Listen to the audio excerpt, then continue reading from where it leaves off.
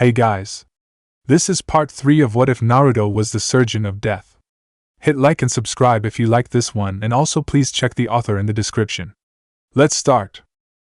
We are pain, that's all. We are God.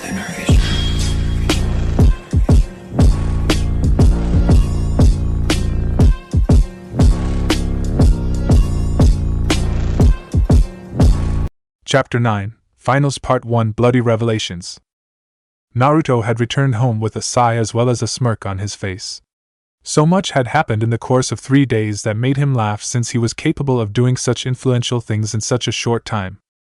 He had stopped multiple attempts to alter his mind into forced loyalty to a village that had nothing from him but his scorn, saved a Jinchuriki from her abusive village at the behest of her only true friend there, single-handedly wiped out the main forces of a shinobi village, killed a Jinchuriki while fully powered, and achieved his own personal revenge against the family that abandoned him as well as his mother to rot and die.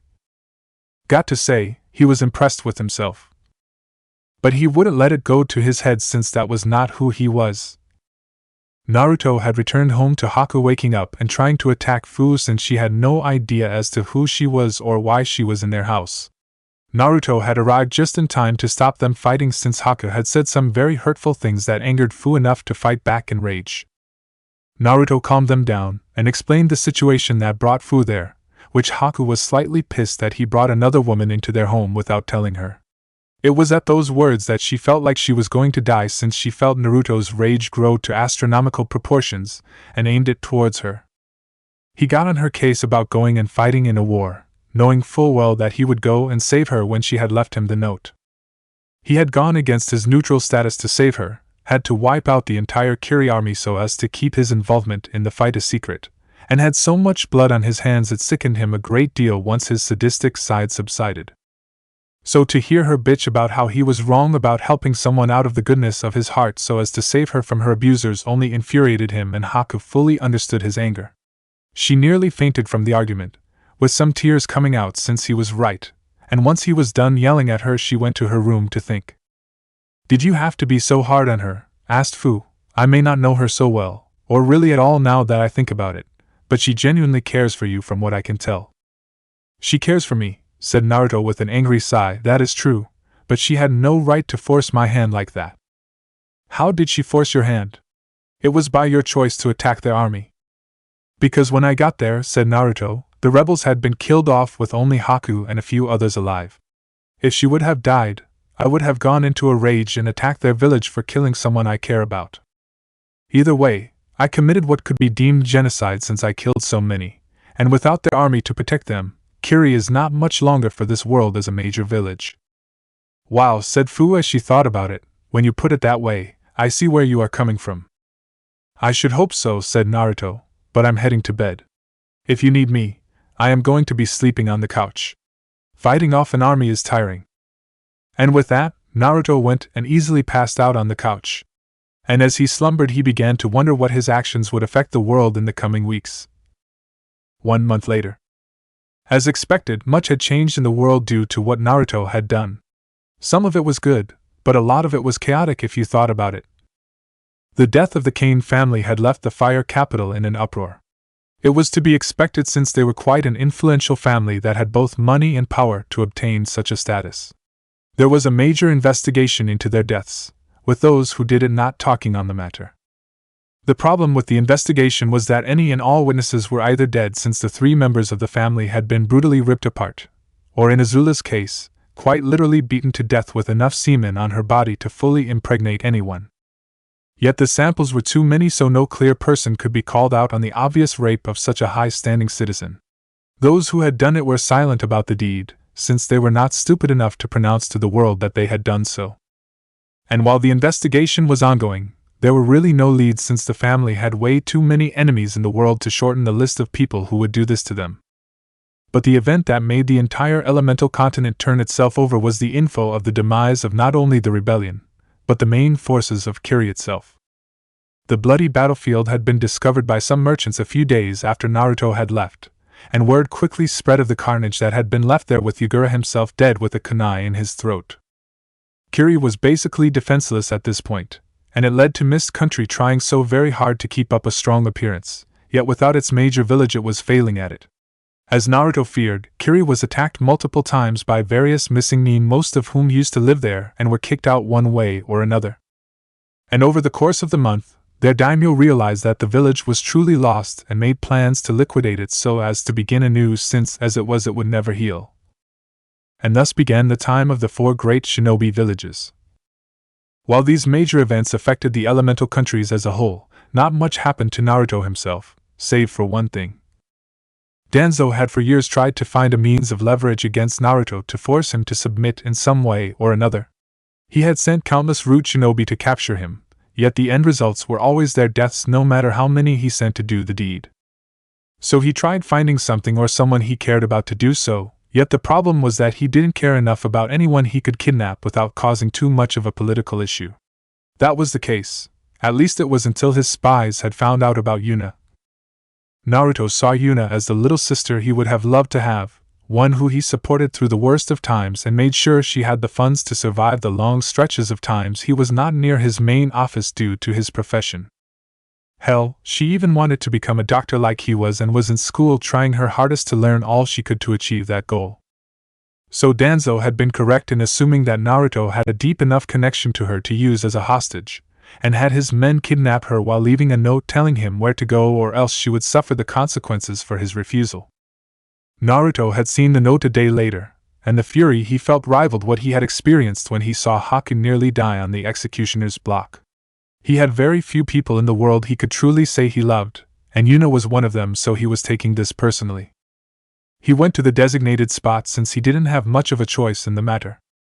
Once there, he was met by no less than 3 dozen root shinobi, which made him smirk since they knew he was a threat if they sent so many. The leader kicked over a box and told Naruto to disarm himself of all weapons or else Yuna would die.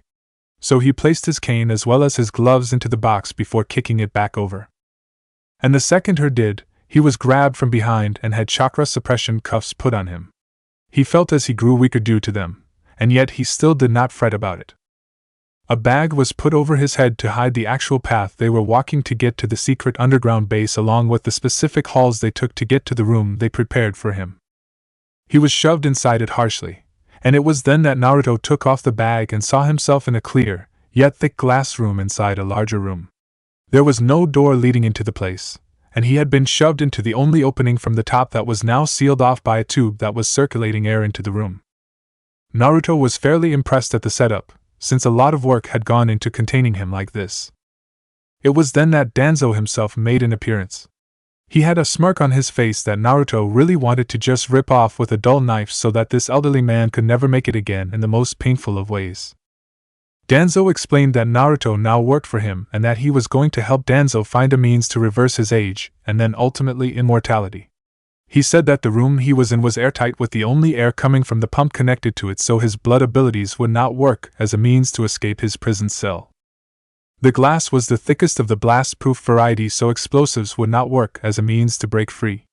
And to add the cherry on top, the girl had explosive notes surgically implanted into her body, so if he ever left via his door, Danzo would know and personally kill her via explosion.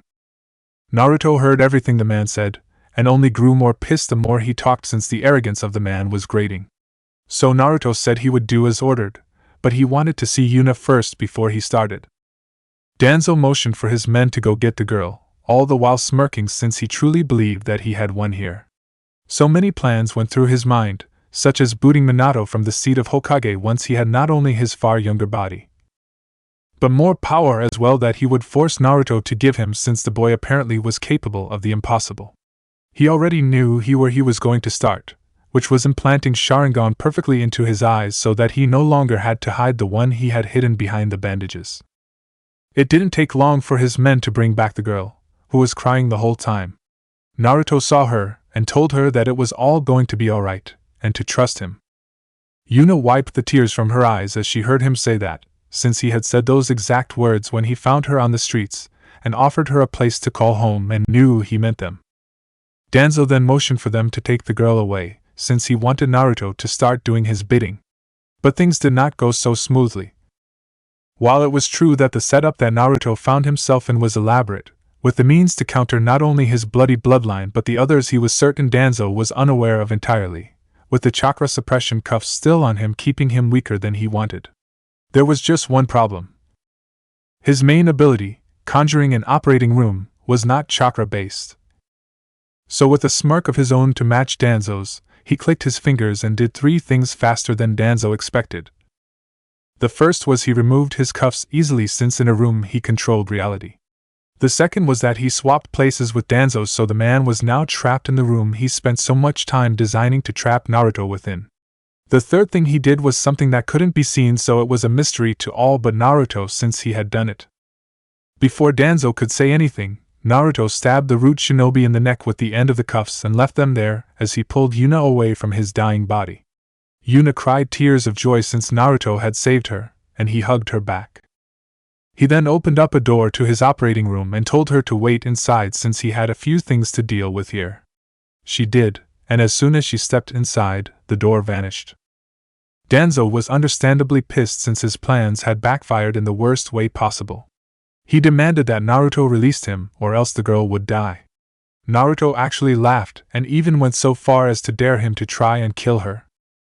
Danzo then made the hand sign to activate the explosive seal, but if he had even paid a slight bit of attention to Naruto's face, he would have seen his smirk and thought twice against doing such a thing. But the man was stubborn and would show this brat what happened to those who refused his orders. The explosion went off alright, but Danzo was the one who blew up, not Yuna. While he had the room up and running, he had removed the explosive seal from within her and put it into Danzo. If they had used a different means of sealing such as ink to skin or carving it in, Naruto wouldn't have been able to do anything for a bit since it would take careful planning to do so. But they had put a literal rolled-up piece of chakra paper with an explosive seal inside her so it was easy to remove. Naruto laughed in victory and made to turn around so as to go and collect his things, but he stopped when he saw that Danzo's body vanished, and he once more stood there alive in the cell. This caused his eyebrow to rise since he was curious as to how the hell he did that. From what he knew, only Haiden as well as Kakaza had something along the lines of immortality, and he still managed to kill those guys. This was new. Danzo was still being vocal about being let out, with threats of destroying absolutely everything he held dear. Every woman he ever loved, every mouth he ever kissed, every hand he has ever shaken will fall dead by his hand if his demands were not met. Naruto wasn't scared, nor was he intimidated since in all honesty Danzo was like a shark in a tank. Sure, he looked menacing but he couldn't do jack shit in his cage. But then a light bulb went up in his mind, and he smiled as he thought of a wicked idea. He walked over to the air purifier connected to the pump itself, which he saw had a slot in it to add what he assumed was knockout gas whenever they wanted to get something from him, or the like, and it was in that slot that Naruto placed a vial of his blood.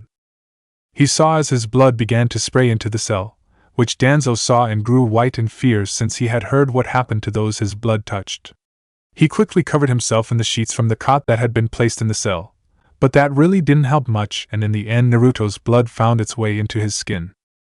Once there, Naruto used it to see just what made the old man tick, and it was then that he saw the grafted arm with the multiple Sharingan, with one of them being dead from what he assumed was Danzo's explosive demise a few minutes ago. Now that he understood what was happening here, he used his blood to cause the inhuman limb to explode off Danzo's body, covering the cell glass walls and blood from it as Danzo screamed in pain. Naruto then smirked as he turned off the air pump and ripped the switch off so it remained off. He left the room after that, wondering if Danzo would die of blood loss or asphyxiation. Within the next 30 minutes, Naruto had cut a literal bloody path through the halls of the Root HQ, all the while taking his time and collecting more blood as to use to fight off the Root shinobi who had no idea that their master had died in such a horrible manner. The man was the kind of one to call the shots from the shadows, so it was only fitting that he died in them as well. They tried to attack him with various means in a manner to incapacitate since their master would be angry if Naruto dies, but Naruto used the blood he sucked out of the Root Nin to not only defend against their attacks, but used it to form projectiles and aimed for vital spots.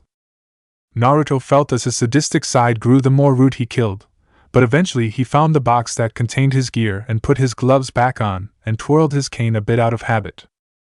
As he did he felt the bloodlust leave his body, and with a chuckle to himself out of good merit, He opened another door and left this place once and for all, knowing that a major thorn in his side had been eliminated. But that was the past, and right now was the day before the Chunin exam finals took place. Naruto had arrived with Haku, who after a week of her begging his forgiveness over basically forcing his hand in a war he never wanted a part of, had finally gotten his forgiveness but with the warning to never do it again, or he swore he would leave her and never so much as speak to her again. It seemed like a light sentence, but what he meant by that was if and or when there came a time where she needed medical attention that no one else could heal, he would not aid her since he would have cut all ties to her. This would be horrific if that ever happened, but for now that was in the back of their minds as they their way to Konoha after meeting with Inoki and Kurosaki, who for the past month had been training herself into the ground for the fight she would be having with Haku today. Sure, they each had to fight someone else first, but from what the two of them had seen as well as heard, the women they were each fighting were nothing short of fangirls who were weak so they wouldn't be too much of a hassle. They made it to the village easily enough as well as checked into their hotel rooms. While the others went to do their own thing, Naruto got a refund for his room since he didn't plan on staying there for the night. The last time he had done so they had attempted to infiltrate his mind. And while he had injected himself with the means to stop any and all attempts of trying this, that didn't mean they wouldn't resort to far more drastic measures if given the chance. Plus, this was the last time Naruto planned to ever return to this village, keyword being planned since in time things could change, so he decided to stay in his old apartment. The one he shared with his mother years ago. This was a means to remember why he not only helped those who needed it, but why he fought those who deserved it as well. Before he made his way there though, he walked about and talked to a few of the shinobi from the village, all the while attempting to find the whereabouts of one Anko since the procedure to remove her curse mark was fully prepared, he just needed her. It took a bit, but he finally found her sitting at a bar with a few other women, one of which he noticed was Hana Inuzuka. She saw Naruto as he walked up to them and lost the color in her face since she would never forget the fact that he forced her entire clan, give or take a dozen members, to submit, and even threatened to kill them if they refused to stop hunting him for what he did to Kiba. Speaking of the now amputated runt, some as well as the other higher-ups in their clan had met him in his room, where he resided for the time being until his prosthetics were made so he could at least get around via wheelchair, if at most slowly. Some had asked her friend Kushina for a seal, a powerful truth seal that made it so the one it was placed on could not lie. She did so, but the reasons as to why some needed it she kept to herself for the time being. She had placed the seal on Kiba without any real problem, but then again the boy had no hands to stop her so that was a given. Once placed, she interrogated him about his actions towards Naruto in the past, and what she learned only made her fully understand the boy's rage towards her son. Kiba went on to great detail about what not only he but the children of the others had done to the poor boy for years. He even laughed when he got to the point of when they found the crybaby, as he put it, at his mother's grave and laughed at him. Kiba showed no signs of remorse over the actions of torturing the boy over his own mother's grave and had in fact took sick pleasure in it since a Zeta male should just roll over and die, but this one had gone against the natural order and tried to lift a hand to defend himself against an alpha like himself. It was at this point that Sim felt the tears of rage flow from her own eyes since she had no idea that she had let her son become this monster. So she punched him hard and told him that he was an abomination to their clan name. Kiba had voiced his anger at those words, but Sim only hit him harder, and this time in the throat so he could not talk back. She told him that they were now considering kicking him out of the clan as a whole since his actions were not what they were about, and the fact that they were willing to defend his actions at one point of time out of being family was horrendous to think about in her mind. She left on those words, all the while her tears still falling for giving birth to a monster of a son like Kiba had become. They had spent days speaking on what to do with the boy. While they wanted to disown him as a member of the clan, the truth on the matter was the fact that he would die if they threw him out like that since he could not heal from his injuries. No doctor short of Naruto himself could heal him, and he had made it clear he would do no such thing, and after not only her but multiple others had heard what he as well as the other clan heirs had done to him years ago, they did not blame him. Whilst some knew Kiba deserved what was coming to him in the end, she was still his mother, and would not allow him to die on the streets like that. So it was in that moment that Naruto's words came to the front of her mind.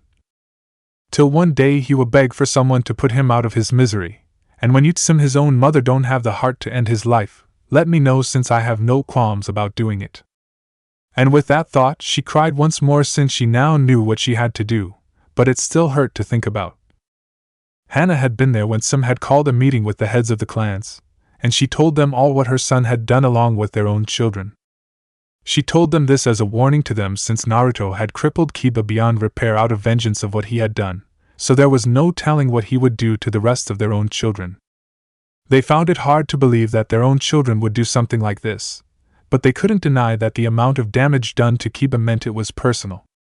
So with each of them taking a truth seal as well, they all heard the truth from their own children of the pain they inflicted upon the boy they had no idea even existed until he made a name for himself as the surgeon of death.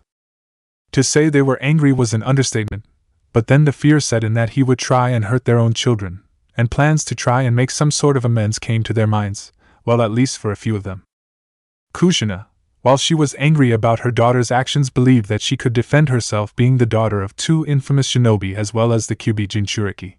She was still very disappointed in her, and that hurt Naruko on a deep emotional level.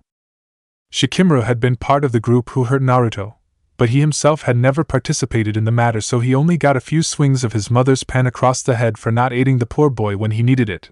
And then there was Hinata, who was in fact praised for her ability to put a filthy commoner in his place.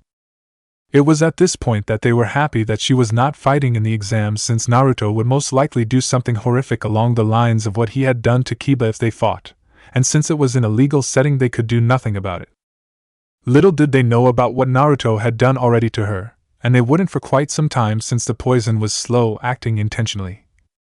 So Naruto now met with Anko and asked her to come with him since the preparations had been made, and the means to remove the curse mark on her were ready to do as he stated. Anko had hopped out of her seat all giddy since she had been waiting for this day for the past month, and was happy about it finally arriving. She had started to wonder if he had scammed her out of her money, but his reappearance had only refreshed her hopes of finally being rid of the damned thing. Naruto opened up the door to his operating room, but before she went through the door he shot her in the neck with a tranquilizer. This caused the other two women she was with to get up since they assumed he was doing something bad. But he reassured them that everything was fine, it was just that the process was painful, and it would be better if she was knocked out for it to take place. They allowed this, but they still questioned that logic. He asked them to remain there since the procedure wouldn't take long, and she would need her friends to take her home to sleep it off. Once inside, Naruto set her on the operating table and strapped her down since she was most likely going to be thrashing all over the place if she wasn't, and that would just make this procedure far more complicated than it had to be. Once she was in place, he went into his secret room and got the clone of her he had made with her blood, or at least the top part of her, since he was not using her for organ farming. And while that seemed like a bad thing, what he did was replicated the organs of people who needed them so as to transplant them back into the one who paid them once they were ready, so that he knew that they got the proper one without having to wait for one that was a match. Sure, he still had plenty of them on hand so as to heal those who couldn't wait for the organ to clone, but that was just called being prepared. This half a clone was to be disposed of immediately afterwards, so he only let it get to this point instead of a full one. Once he had it placed nearby, he summoned up a room and used his power of transferring souls to move the curse mark to the clone body. As he expected, Anko's body was wildly thrashing from the pain since the thing had burrowed deep over the years, yet after about several minutes of extracting every last bit of it from her body, she was now purged of the accursed thing entirely. Once the seal was on the clone, he picked it up and took it into the side room that had an incinerator to burn things that needed to be destroyed, such as this. The clone didn't have any sort of brain function, so it didn't feel a thing as it turned to ash. Once he was done with the disposal, he unstrapped Anko from the table and piggybacked her out of the operating room and handed her back off to her friends, or at least the one of them, since Hana had left for some reason that didn't matter to him. He told her friend that she would be fine and the tranquilizer would keep her out for a few hours, but then she would be up and about as normal, albeit a bit achy from the procedure he did. He then left since she had paid a month ago in advance, so there was no need to stick around here. It was as he walked 2 blocks away that he heard his name being called out, and for the life of him he couldn't remember where he had heard the voice before, though he knew that he knew it from somewhere. It was as he turned around that he saw Hana and her mothersome there, the latter with a look of guilt on her face. "Ah," said Naruto as he looked around for a quick second to see if the other members of the Inuzuka clan were there to surround him like last time. But when he didn't see them there, he knew they were not here to ambush him like he initially thought. Suminozuka, correct? Yes, said the woman sadly. So what brings you to seek me out today? Asked Naruto. Since the last time we met, it was not the most pleasant of situations, you know, with the threats on my life and the threats of eradicating your clan being thrown out there. To be honest, I never thought to see you again, or even if in time you did seek me out, it wouldn't be so soon. I have come for you to finish the job you started, said Some plainly, though Naruto sensed the pain in her voice quite easily.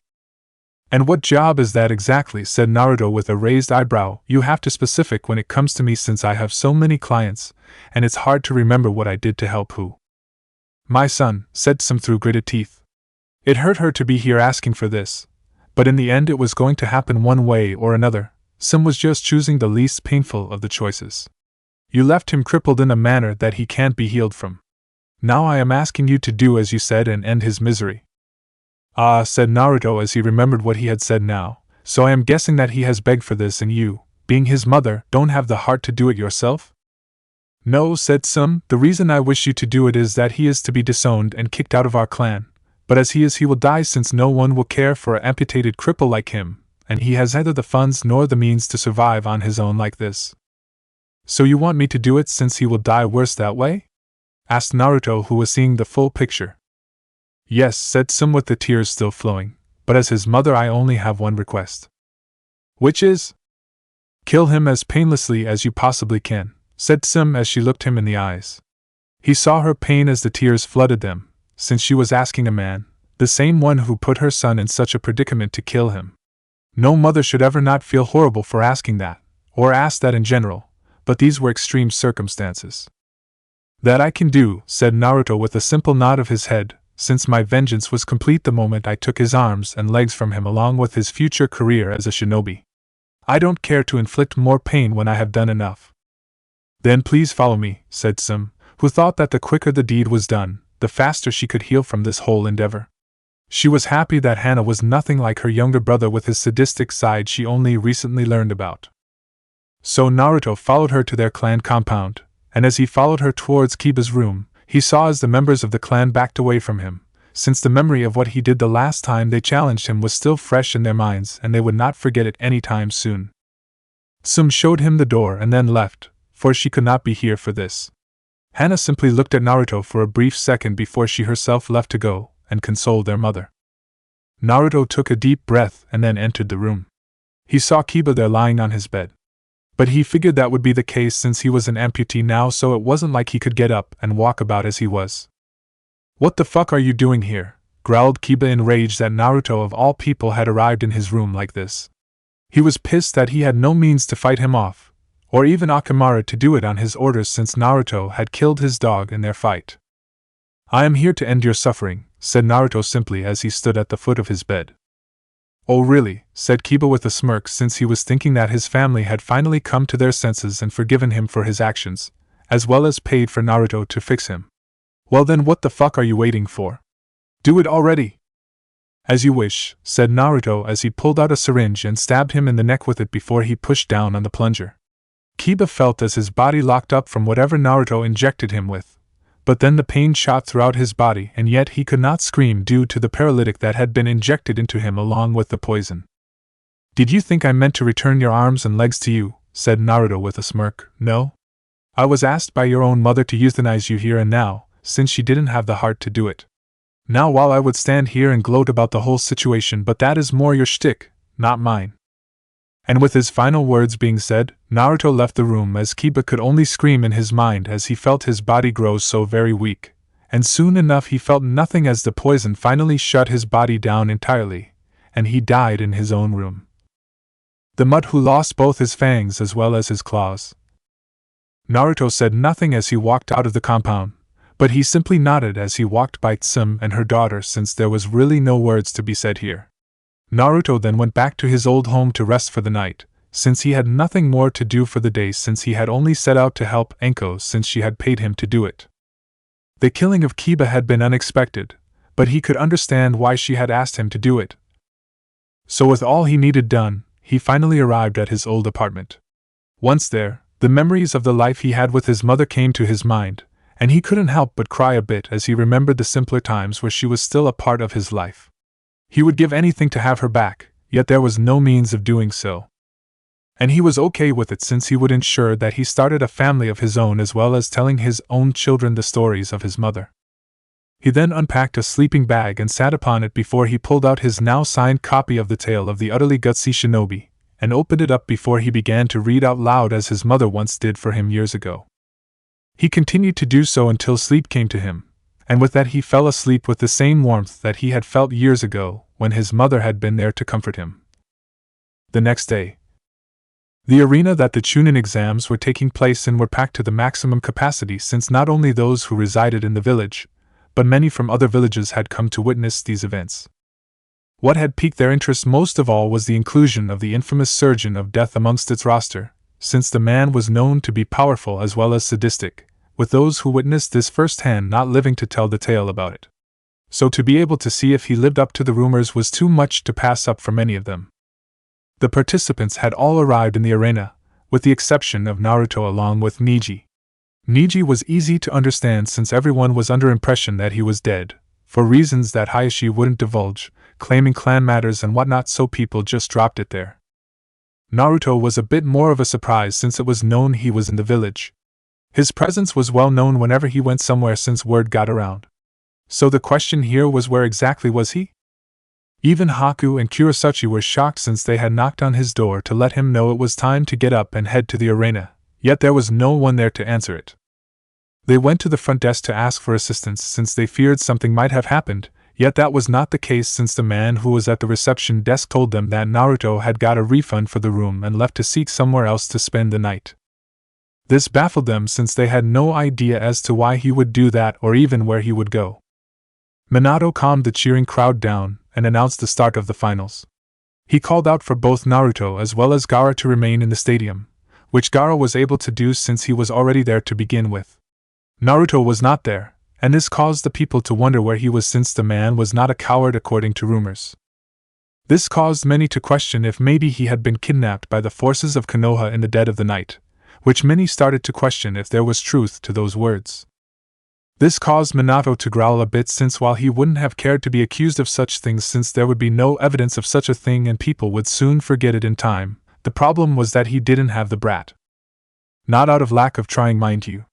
He had tried once again to use a Yamanaka to invade his mind, but the problem was that Naruto was not in his assigned room, nor was he anywhere where his shinobi could find him, so his plans failed. Minato had even used what remained of root to try and find him, yet even they could not find him, and this perplexed him immensely since how could the brat hide from his forces while in the very village that he ruled? It baffled him more than the fact that he was not here right now. Yet Minato called out Naruto's name once again, then once more. This time he stated it as the last time since he would be disqualified if he did not arrive now. Yet right before he was going to call the match in Gaara's victory, someone shouted out for them to look. There, walking in calmly, was Naruto, all the while emitting a deathly aura as he walked towards the center of the arena to face his opponent. Kyujin Titus O Death, as Naruto slowly walks to his assigned spot.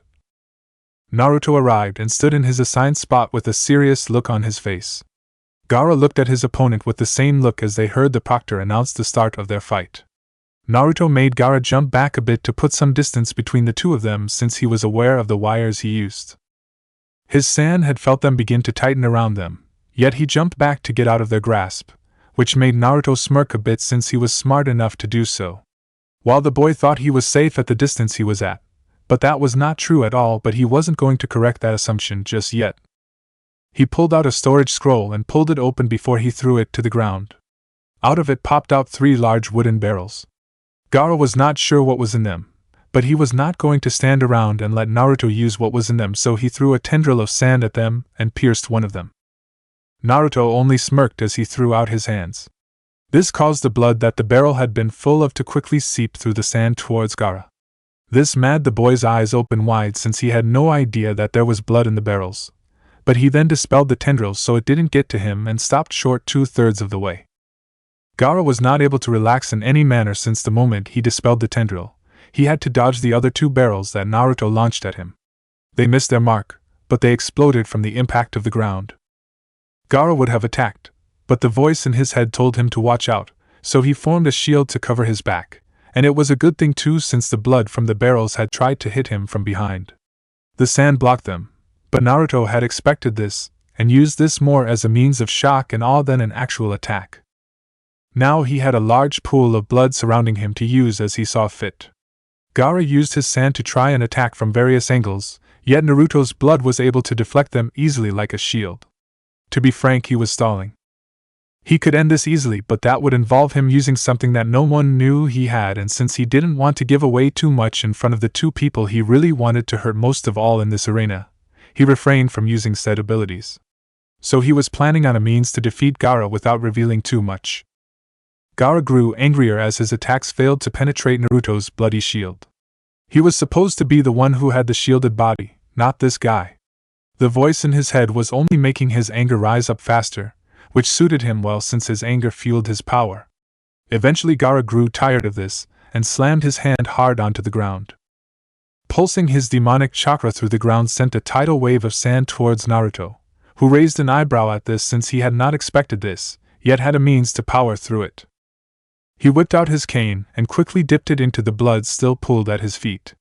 He used it to form a claymore and sliced the sandy tidal wave straight down the middle. This made the crowd cheer since it was an amazing feat to see, and yet Naruto was not done since he used several wires that he had embedded into the wall behind Gaara to launch forward through the gap in his sandy attack and kicked Gaara right in the face with enough force to launch him back hard into the wall. Naruto had activated his steel release on his foot to make it far more effective. Gaara's armor cracked from the power behind the kick, yet Naruto then threw out both hands and pulled in even faster towards the wall and into his body. The double-footed kick caused his sand armor to shatter entirely, and it was then that Naruto kicked off Gaara with enough force to knock the wind out of him and put some distance between them. He could have continued the attack, but he was not going to get greedy here and get crushed unexpectedly. Gaara hit the ground on all fours and roared out in rage. The sand began to mold around his body as the demon inside began to take control. Once he acquired enough power, Gaara began to rapidly launch multiple air blasts towards him consecutively without stopping. It was after a minute of this that Naruto understood why he was doing this, since he felt his foot get sucked into the ground, followed by the rest of his body, with his hand being the last thing sticking out as he tried to grab something to pull himself out before it too sank below the ground. "Sand-binding coffin!" shouted Gaara with a sinister smirk, as he as well as all who saw this heard the sickening crunch of bones and the squishing of organs as the ground compacted itself around Naruto. No one could say anything at this moment. Haku and Kurosaki felt like their hearts had stopped since the man they loved had seemed to be killed. Even Minato as well as Inoki were speechless since they had no idea that this was going to happen. Raza simply smirked since this proved his son was a capable weapon if he was capable of killing such an infamous man like the Surgeon of Death. No one knew what to do or even say, yet many began to mourn for his death since he would be missed by many of the people he helped in the past. No normal person could possibly survive that. Yet Naruto was not normal, not in the slightest. So the very moment that Minato was about to call the match in Gaara's win, their looks of surprise only intensified as they saw Naruto's hand shoot out of the ground before there was an explosion that made it so it was impossible to see what was happening. When it cleared, they really wished they hadn't, since what they saw was nothing short of horrifying. Naruto's body was messed up in so many ways, with crushed parts of his body here, limbs turned in the wrong direction there, etc. How he was even alive was the main question they were all asking right now, and unknown to all but Naruto, it was simple to explain. Using his ability to remove organs, he had removed all vital organs before this match and placed them into special containers to keep them safe right now. The only thing he had vital on him was his brain, and he had protected that by using steel release to protect his head from being crushed into paste. Explosion release had broken him free of his earthly prison, and well, that gets us to this point. Naruto is unable to continue, stated the proctor, since from what he saw, Naruto would need serious medical attention, so there was no need to keep this going. Yet he was stopped by Naruto, who laughed at his statement.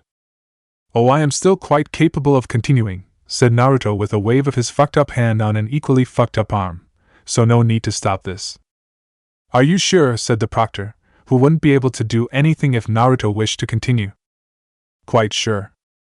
"Okay then," said the proctor as he took a step back to see what the hell was going to happen. He looked at Minato for some sort of response, but the man waved him off since he was curious as well as to where this was going. You were a fool to try your hand at beating me again, said Gaara in fairly demonic voice, for you no longer have the strength to oppose me. What, said Naruto with a chuckle, because of all my messed up body part? Well, you know what they say, looks can be deceiving. Gaara then watched as out of the ground came a steady stream of the blood that Naruto had used before to fight him, and as it emerged it latched itself onto Naruto. Gaara, as well as everyone else, could only watch in shock as they saw his body fully heal itself in the matter of 12 seconds alone. His arms and legs cracked back into place as the rest of his body filled back up to normal. This caused Gaara's mouth to drop in shock since what he had done was not humanly possible. What are you? Me? Said Naruto as he held out his hand. From the ground emerged his cane since it had been made with his blood infused into the metal, as well as his hat which he dusted off before he put it back on his head. I'm the worst kind of person to fight. I'm a stubborn man who simply refuses to die. But I must admit, I didn't think I would have to try as hard against you. Allow me to finish this. Gaara threw out more tendrils of sand in rage that his opponent had ultimately negated pretty much everything he had done to him within seconds. He was not thinking straight here and had tried to attack him in the same manner that he had started with, and that way had failed. All who watched expected him to use his blood like he had before, yet he simply vanished from his spot before he reappeared behind Gaara. Did you really expect that to work? Asked Naruto before Gaara tried to slash him with his sandy claws this time, since he was within range of doing so. Naruto once again disappeared, but it was then that Gaara started to notice the sand around him began to float upwards for some reason. Then his vision of the crowd itself vanished since he was now caught in the middle of miniature twister that Naruto was making by moving around him so fast. This was the power of his swift release, allowing him to move at inhuman speeds that one like Rock Lee could obtain, yet without the vigorous exercise that came with it. Gaara tried to use his sands to stop Naruto, but the winds were too strong heading upwards, so anything he sent out shot straight up instead. But what made the situation worse was that he began to suffocate since the air around him was thinning greatly. The vortex he was causing was sucking away the oxygen, and it was causing Gaara to fall over as he gasped for breath. When Gaara began to turn blue, that was when Naruto stopped what he was doing and stopped a good distance away from him as Gaara began to cough as he caught his breath. You seem to have problem opening up, said Naruto with a sinister smirk. He didn't really like being nearly crushed to death with a mix of buried alive, so he was going to go out on a limb here and return the favor. Sure, he was going against his initial plan of trying not to show too much off, but he had an image to maintain, and so many people saw him getting buried, so he had to show people that he was not one to be trifled with all over again. He held out his hand, which began to glow a hot red as he gathered power. Scorch release, said Naruto as he called out his attack, incinerate. Out of his hand blasted a massive cone of flames that covered about 2/3 of the arena in size, the heat of which sunburned quite a few people who were in the front row of the arena. Gaara saw it coming at him so quickly, and using instinct alone, he shielded himself with as much sand as he possibly could and hoped, no, prayed that it would be enough. Luckily for him it was, if only barely. The arena was now smoldering from the flames he used to attack Gaara, whose sand had turned to glass from the heat. How, said Raza with a cold sweat as he saw Naruto use a bloodline that had died with the one user years ago. Raza, asked Minato, who was just as confused about how Naruto had another bloodline like this and wanted some sort of explanation. What do you know about that ability? There was only one person to have such a bloodline, said Raza, still shocked about all this, and Pakura never had children. So how did he get her bloodline? Minato joined him in his train of thought, but they still observed the fight below them, and they were surprised that things had escalated in the first match alone. It made them believe that so many of the others would be dull in comparison. Naruto laughed as he saw Gaara too afraid to move behind his newly formed glass barrier. Even the sand that covered him had turned to glass as well, and he had no idea what to do since this was never a factor in his entire life, since no one ever used fire against him hot enough to do so. Naruto then used his swift release to vibrate his cane with enough speed that he then slammed into the ground. The shockwave of his actions caused not only the glass in front of him in between him and Gaara shattered, but those who had glasses or anything glass in general shattered.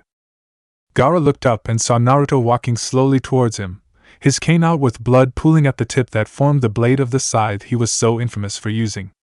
Gaara felt as Naruto used his conqueror's haki on him alone to instill fear. Gaara saw not Naruto, but a massive shadowy demon that dwarfed not only him but even the Bijuu inside him in size. Gaara crawled away from him, all the while telling him to stay away as he broke out into a cold sweat. Gaara could go no further though since there was a wall, and now there was a bloody blade at his throat. "Do you yield?" asked Naruto simply. The Bijuu inside Gaara was screaming at him to surrender for the love of Kami. "Yes," shouted Gaara for the proctor to hear, "I yield."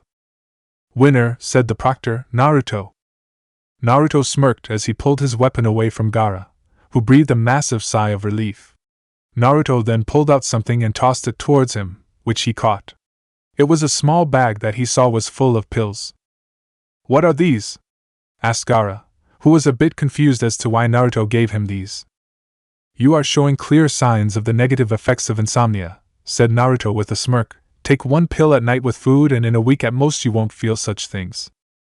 "Why are you helping me? I tried to kill you." "Yes," said Naruto in thought, "yes you did. But you were my opponent, never my enemy." "What's the difference?" asked Gaara, who did not really understand the difference. "You're still alive," said Naruto with a sadistic smirk, "that is the difference. Now feel free to ask for more pills in the future if you need them. They are easy to make and cheap as well. The amount I gave you should last about 2 months. He then left Gaara there to think on what just had happened, but he then got his body off the ground, his arms stinging to all hell, but his sand had been literally burned into glass on it, so he was not going to question why. Naruto made his way to the area where the rest of the contestants were sitting at, all of them looking at him with mixed emotions. He sat between Haku and Kurosaki, who he knew had many questions. "I know you have questions," said Naruto with a sigh, "but for the sake of time I'll only answer one right now. So choose wisely." "Where the hell were you?" asked Haku, with Kurosaki nodding since that was the exact question she wanted answered most of all right now. "I was visiting the grave of someone dear to me," said Naruto simply, "but then I received an unexpected guest that really didn't take no for an answer to his question and got violent." "Wait," said Haku, "who did that?" "Oh yeah," said Naruto with a smirk since he would answer her question as well as announce a major thing. Thus killing 2 birds with 1 stone here. "Hey Hokage!" His shout-out had gotten the attention of not only the one he wanted to hear him, but many other people who wondered why he called out the Hokage like that out of the blue. "Your village has, or should I say had, a major serpent infestation," said Naruto as he threw something out towards Minato for him to see, "but luckily for you I had the proper skills to eradicate it before it became too much of a problem." Many people looked to see what exactly he had thrown at the Hokage, and there was a sharp gasp from many people followed by a silence.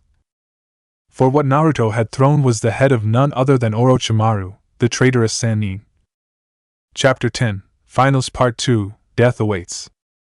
Earlier that same day, Naruto had awoken up from his sleeping bag, feeling refreshed as well as at peace with himself since he had buried the proverbial hatchet of his conscience getting the better of him since he had left his home years ago without any sort of goodbye. So he packed up his stuff, used a hot plate to make himself a light breakfast which consisted of eggs and toast, and then summoned a crow to deliver a message to Nagato about the status of his new body. It was nearly done, and would take a week and a half at most until it was complete. He just wanted the man to know that it was still being made and that he had not been ripped off in some sense. So with everything he wanted done for the moment done, Naruto packed up what he had left and left his old home once more, this time with no plans to ever return to it.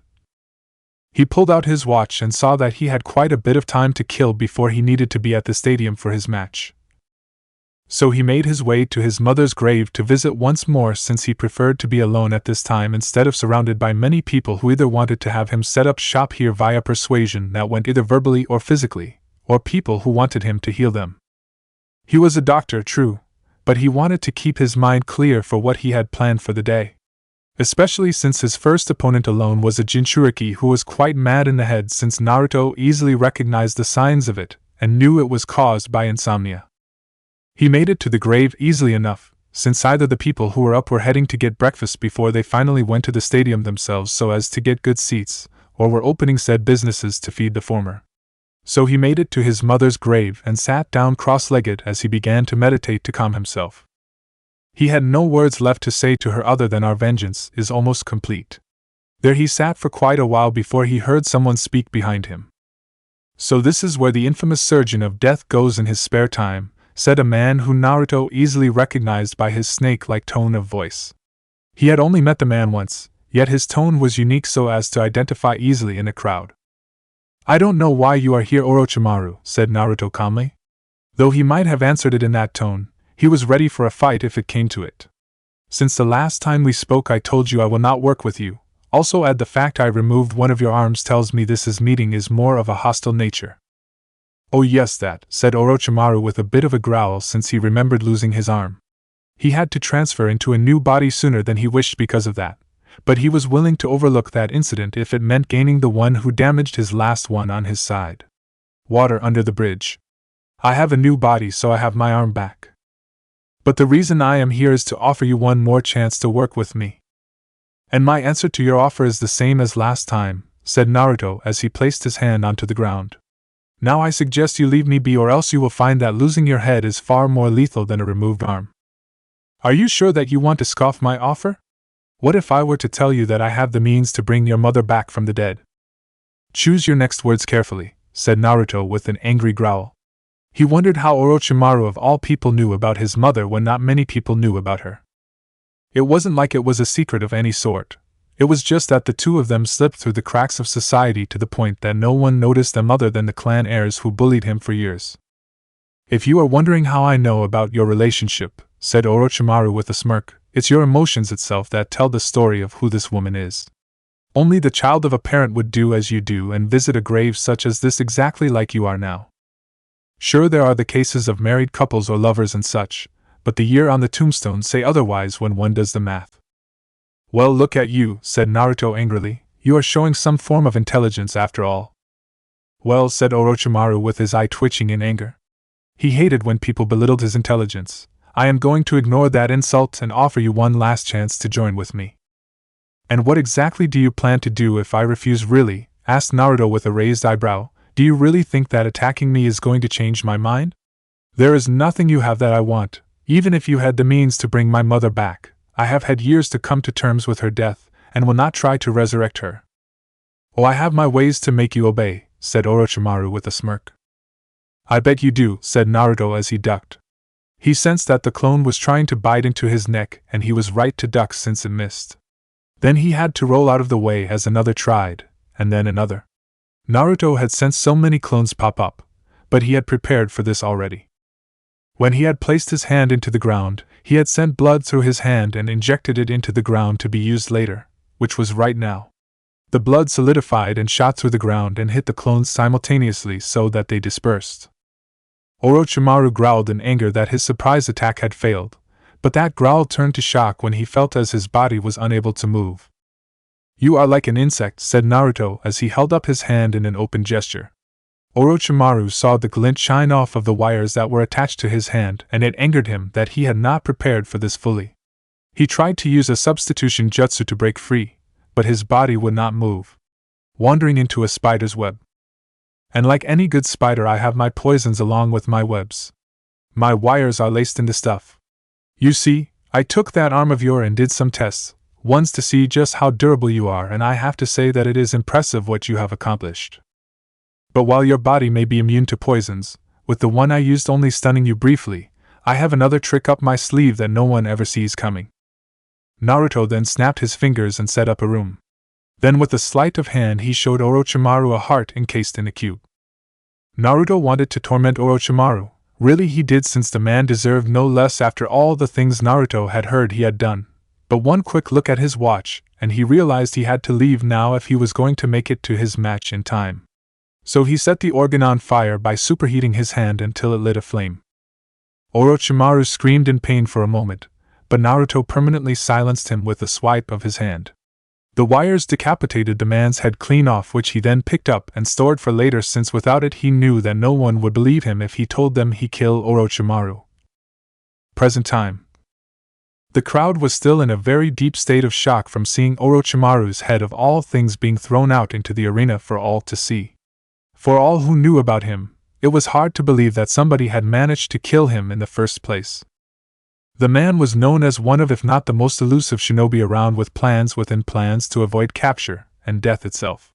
So to see someone who was not even a shinobi himself, managed to do what no other trained one could do was utterly baffling to them. But eventually, Minato called for the next two contestants to appear for their match. Temari stood up and walked to her starting position, all the while glancing at Naruto on the side. The man had beaten her brother Gaara, who was a Jinchuriki. Sure, it was possible, but it usually took entire squads of people to do so, or people who specialize in defeating them, and those types of people were only well off against one of the 9 Bijuu, and in short supply last she heard. So to see Naruto do as he did filled her with quite a bit of fear. Shikamaru groaned as he made his way down to his starting position, since in all honesty he didn't even want to be here right now. When he had been questioned by his parents about the clan heir's treatment towards Naruto in his youth, he had told them the truth. He had never hurt the guy, only stating that he was troublesome, as he did to just about everything in life really. But his mother, though, she did not like his response and whipped out her frying pan, the extra thick one that hurt especially hard when whacked with it. Shikamaru got a fair amount of exercise that day as he ran for his life until his father was able to calm her down. They both expressed their disappointment in his inaction to help the poor boy in need and just stood there while he suffered. So his punishment was to participate in this exam, no matter what. And if he was to face Naruto in a fight, well, they told him to pray to Kami herself he was merciful towards him. So here he was, forced to fight when he didn't want to risk being disabled like Kiba had been, but his fear of his mother was far more intense than his fear of Naruto, and multiple years of being attacked by said woman with various blunt objects only solidified that fear. So Shikamaru took his starting position and waited for the fight to begin. When it did, he was easily able to capture Temari in his shadow possession jutsu. She never saw it coming, since he never used it in front of her, since he didn't have to fight in the second half of the second part of the exams, since Naruto had scared so much of the potentials away. Plus the ground was scorched dark by Naruto's flames that had been hot enough to melt sand into glass within mere moments. It would appear that Naruto was helping him too much by coincidence. So with her shadow under his control, he forced her to knock herself out with her own battle fan, to her embarrassment, and thus Shikamaru was the victor of their match. And while that may be the case, the fear of having to fight Naruto made the victory feel so hollow to him. The next two up were Haku and Ino, which Haku was really not looking forward to what was going to happen. Naruto had explained to her in full about her clan's mental jutsu that could fuck with one's mind, and while he was known as the miracle worker, he had no real means to counter it. Sure, he had altered his mind to do so, but that was after extensive research into his own brain, and how to alter it so as to become immune in a way that didn't liquefy his mind. Haku had no such immunity, and so he offered her another way. A very disturbingly unorthodox way. He had given her a vial of his blood, with the explanation that once in her body he could control her once Ino used her mind jutsu, so she would win. Haku was against it at first, but Naruto assured her that he was well aware of the fact that in strength and technique she had Ino beat, it was just that one jutsu that threw a curveball at her. Haku really didn't want to do this, but then Naruto pointed out that he didn't want to fight in a war either, yet he did it for her and she knew it. She was pissed that he threw that at her, but she was even more pissed that he was right. So she took the vial he had given her that day and uncorked it before drinking the contents of it without thinking about it. It was only after she did that she gagged, since this was not something couples did. Sure, he had injected some of his other fluids into her body, but that was a more pleasurable experience that was natural to all. Drinking your boyfriend's blood was not in any way one could think about it. A blood transfusion was one thing, but this was consuming it, so it was going to her stomach, not her bloodstream. Once the match started, Ino did as Naruto said she would and used her family's mental transference jutsu to infiltrate Haku's mind. Once she did, Naruto used the blood that infected Haku to discreetly control her slowly. He had her pull out a Senbon needle and aimed it at an angle before he had her stab upwards with it. Ino was not in her own body to defend it, since her subconscious was in Haku's, so it was easy to deliver the blow that would ruin not only Ino's career as a kunoichi, but her life entirely. Naruto could only smirk at the irony of the situation, since the mind of a Yamanaka clan member was a dangerous thing given their ability to alter the minds of others. So he thought to cripple her in the worst possible way. With that simple jab of the Senbon through her brain's prefrontal cortex, Ino was now officially lobotomized. Haku felt as the invader of her mind simply vanished and looked down to see what Naruto had done to her, while she kept Ino at bay in her head. She saw Ino on the ground, her body twitching there. Quickly, Medic Nin arrived and took her away for immediate medical treatment, which Naruto knew that there was no possible means to cure a lobotomy. She was now a prisoner of her own mind, and to make it far worse, the sunban he used was something he dipped in fear-inducing toxins that affected the brain the closer the point of input was. And since he had jabbed the thing directly into her brain, it would be most effective. She had used her ability to cause him nightmares for her own sick pleasure, so he had used science to put her in a state of nightmares she would never be able to escape until death itself came to claim her. After the shock of what had happened to Ino finally died down, to which Naruto saw Inoichi and his wife leave to go to the hospital to see just how bad the damage was to their daughter, the next fighters were called to the arena. Kuratsuchi had never been so bored to fight anybody in her lifetime as a kunoichi. She had never really met Sakura outside the one time they were in the center tower of the Forest of Death, but that was it. Now that she got one good look at her, she saw that Sakura was nothing more than a fangirl. She was not sure as to whom Sakura was fawning over like all fangirls did, which was understandable since she didn't care to look into it, or was even from the village to know who. So as Sakura took her meager and weak fighting stance to face against her, she groaned since she wanted a challenge, and this seemed more like just handing her the win, really to the point it was just embarrassing to her.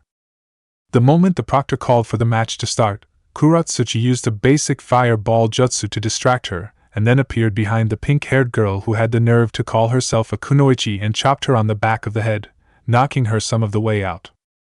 Apparently the girl was more thick-headed than she thought, so she then punched the back of her head to make sure she stayed down this time. The crowd booed as they saw this, and she had no idea if it was because of the fact the fight lasted about 10 seconds or the fact that she just made one of their own kunoichi look weak and pathetic in front of a live audience. The crowd's mood did improve a bit though as the next two participants entered the arena.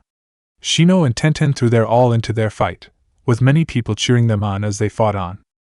But in the end Shino won, since for all the various weapons that Tenten knew how to use as well as had on her person via scrolls, she had no jutsu that could aid her against Shino's bugs that his clan were well known for using in a fight. Sure, many of them were dead, but that was only because she had Saban to stab them within a shower of the item, but she ran out while Shino's bugs were nowhere near depleted. So in the end, when Tenten saw she could not win, she forfeited the match, leaving Shino as the winner. The next fight was between Choji as well as Kankuro. Choji knew that Kankuro used puppets since he had seen someone from Suna fight his dad with one years ago, and knew the signs of a puppet master when he saw one. He might not seem like he was paying attention to things other than snacks that he always had on him, but he was, and that was what gave him the edge over his opponent since they underestimated him. So their fight was intense, with Kankuro's initial plan to trick Choji into fighting his puppet while he had not working since Choji broke the thing. Kankuro was pissed that his puppet was destroyed, but he summoned up another one. This one had not been fully tested yet, and in the end it came to bite him in the ass hard since the thing exploded in between the two of them, the concussive blast of it knocking them both out since it had been a fairly powerful one. They weren't dead, but they would need to get their heads looked at to ensure there was no long-lasting damage to the cranium that could pop up later if left untreated. Naruto, who this whole time had whipped out a cigarette and smoked it while he waited for his name to be called again, heard just that and put the butt out in his hand. It burned the flesh, sure, but he felt no pain and the damage healed nearly immediately. He hadn't smoked in a while, but he wanted his nerves to be fully calm for what he was going to face in the near future, so he smoked one to relax a bit. "Ah," said Naruto as he saw Shikimura take his place opposite of him in the arena, "if it isn't Shikimura himself. Still as lazy as when we last met, I'm betting?" "Look, Naruto," said Shikimura nervously. He wanted to say this just right so as to not piss him off even more than he probably already was at him. "About when we were kids." "No need for apologies," said Naruto with a chuckle as well as a passive wave of his hand, "since I don't need one from you." "Seriously?" asked Shikimura, who was stunned to hear this since he was internally shaking in fear of what Naruto would possibly do to him, and given his track record as well as the power to beat a Jinchuriki of all things were too numerous to count. "Of course," said Naruto as he twirled his cane as he did out of habit from time to time, "since you never so much as laid a hand on me to add to my misery. All you ever did was call me troublesome, which isn't even the worst thing I have been called. And insults don't really merit a vendetta, so you are fine in my book." "Lazy," as well as an asshole for not sticking up or aiding me in our youth, but still fine all the same. Wow, said Shikamaru as he breathed a sigh of relief. That is a relief to hear. I wouldn't drop your guard fully though, said Naruto with a chuckle, since this is still a fight. I know, said Shikamaru as he held 2 fingers up to finish his jutsu, and I have already won. Shadow possession complete. Huh, said Naruto to himself since he had not seen the shadow reach out and touch his own for the man to use his family jutsu on him. He didn't even hear the proctor start the fight, but that was his own fault for not paying attention really. He had to give it to Shikamaru. The man knew how to plan accordingly, and used his time talking as a distraction. Well, this happened. Naruto felt as Shikamaru controlled his arm to pull out a kunai he happened to have on his person and held it up to his throat. Surrender or I will be forced to slash your throat, said Shikamaru. Wow, said Naruto with a grin, the usually lazy Nara actually has some balls on him. Didn't think you had it in you really, nor do I think you have the mental will to actually slit my throat. When you have a mother like mine threatening you with pain, said Shikamaru with a shiver of fear rolling up his spine, you gain one. I wouldn't know, said Naruto in response, since mine died when I was 5. I was then raised by an insane man who was a doctor. Learned the trade and doing fairly well if I do say so myself. Last chance to surrender, said Shikamaru. Still don't think you, he would have said more, but Shikamaru forced him to slice his throat with the kunai, which made the rest of his speech just garbled words. The people who saw this booed the man for apparently killing the surgeon of death, but they stopped when they heard Naruto begin laughing. The blood that flowed out the wound retracted back into his body and closed the gash so it seemed like it never happened in the first place. How? Was all Shikamaru was able to say, but that one word spoke volumes. You saw my entire body get crushed in a manner that I should never have healed from and did just that in the matter of seconds. Do you really believe that slitting my throat would be any different? But I have to say, I am happy to see you proved me wrong and have the will to go for the kill. Shikamaru was disturbed by that statement for some reason he couldn't explain, but his face went fully white as he saw Naruto move of his own accord, which shouldn't be possible since he was still under the influence of the shadow possession jutsu. And before you ask, said Naruto with a smirk, your jutsu had no control over me the entire time. Your shadow controls my body's outer layer, but my blood controls everything else, and is far stronger than that. Naruto then spun the kunai in his finger by the ring at the end for a second before he threw it into Shikamaru's lower gut, making sure to avoid anything vital since he did not want to kill the young man, just hurt him enough really. So now, do you surrender? Or do I have to get more creative with my methods? Shikamaru looked at Naruto and knew that if his family's jutsu did nothing to him, then most of his plans would fail since that was a key point of them. Sure, he had other tricks up his sleeves, but the problem with those was the fact that all his life he had trained to fight other shinobi, but Naruto was not one and fought in a manner that not only was unpredictable since he did not fight as they did, but from what he saw Naruto do to his 2 opponents already with one of them being crippled via loss of limbs, he knew this was a lost cause of a battle that he had no hopes of winning. I give up, said Shikamaru with a sigh. He heard his mother in the crowd yelling out his name, which caused him to break out in a cold sweat. And as he left the arena, Naruto heard him say his trademark, troublesome, under his breath. Haku and Kuratsuchi were the next 2 called down to fight, and dear Kami people could just sense the anger both had for each other. It made many people wonder just why that was, since the reason must be a personal one to get that much hate towards someone. Only Inoki as well as Naruto knew, since they were both aware of the bet the girls had placed with Naruto being the prize. Naruto never mentioned that he knew, and to be honest he hated the fact he was thought of as such, but he was going to see how this played out since his curiosity got the better of him. Remember our deal, said Kuratsuchi simply, since there really was nothing else to say here. Both women were fighting for the rights to call a man their boyfriend, so there was no need for intimidation or the like, since it really wouldn't work against the other. Oh, I do, said Haku in response. Then they heard the proctor start the match, and they came out swinging. The 2 of them rushed forward and went at it with their fists for quite a bit before they came to the realization that they were equally matched in their physical strength. They then separated by jumping back and began to throw various jutsu at one another. The problem with this though was that while Haku was well defended by using her bloodline of ice manipulation to form shields as well as mirrors that she used to surround her opponent, Kuratsuchi had various lava release jutsu to use to counter it, and so it didn't really help her. Haku was running out of options at this point if her face was anything to go off of, and Kuratsuchi was feeling happy that her victory seemed assured. But deception was a shinobi's best skill, and Haku was luring her in for the kill. What no one other than her, Naruto, and one seal master from another country were aware of at the moment was that she had a massive trump card. A three-tailed one sealed within her. Naruto had known that he could not keep the three-tailed Bijuu in his labs permanently since the thing was growing at a slow but steady pace and would eventually grow too big and destroy everything there. So he thought hard on what to do, since if he released it back into the world then some village would just capture it and reseal it to use as a weapon for their village. And knowing his luck it would be Konoha who ended up with it, since they had spies everywhere as well as people who could easily suppress the thing into submission, since the demon was weaker than the QB by 6 tails worth of power. So with no real options he thought to give it to Haku, since her abilities were water-based basically, since ice was made up of the stuff. So the two of them went to a seal master he knew about and paid for his services to help seal the demon into Haku. Luckily the creature was at a fraction of its power, so the process was not too hard. Naruto paid the man as well as left a simple reminder that only the three of them knew about this, so if that changed, well, Naruto would be back to rectify that, and left it to the man's imagination as to what he would do. So without any options, Haku called upon the power sealed within her to power up her next move. Kuratsuchi was not going to allow her to use whatever move she was powering up for, which shocked her to see her have such power to begin with when it seemed like she was on her last leg. "Sorry," said Haku in a serious but dark tone before she slammed her foot down hard. From it, a subarctic blast of wind soared forth and froze the very ground leading up to Kuratsuchi, as well as freezing her up to her neck in a massive block of ice with the shards pointing all over the place.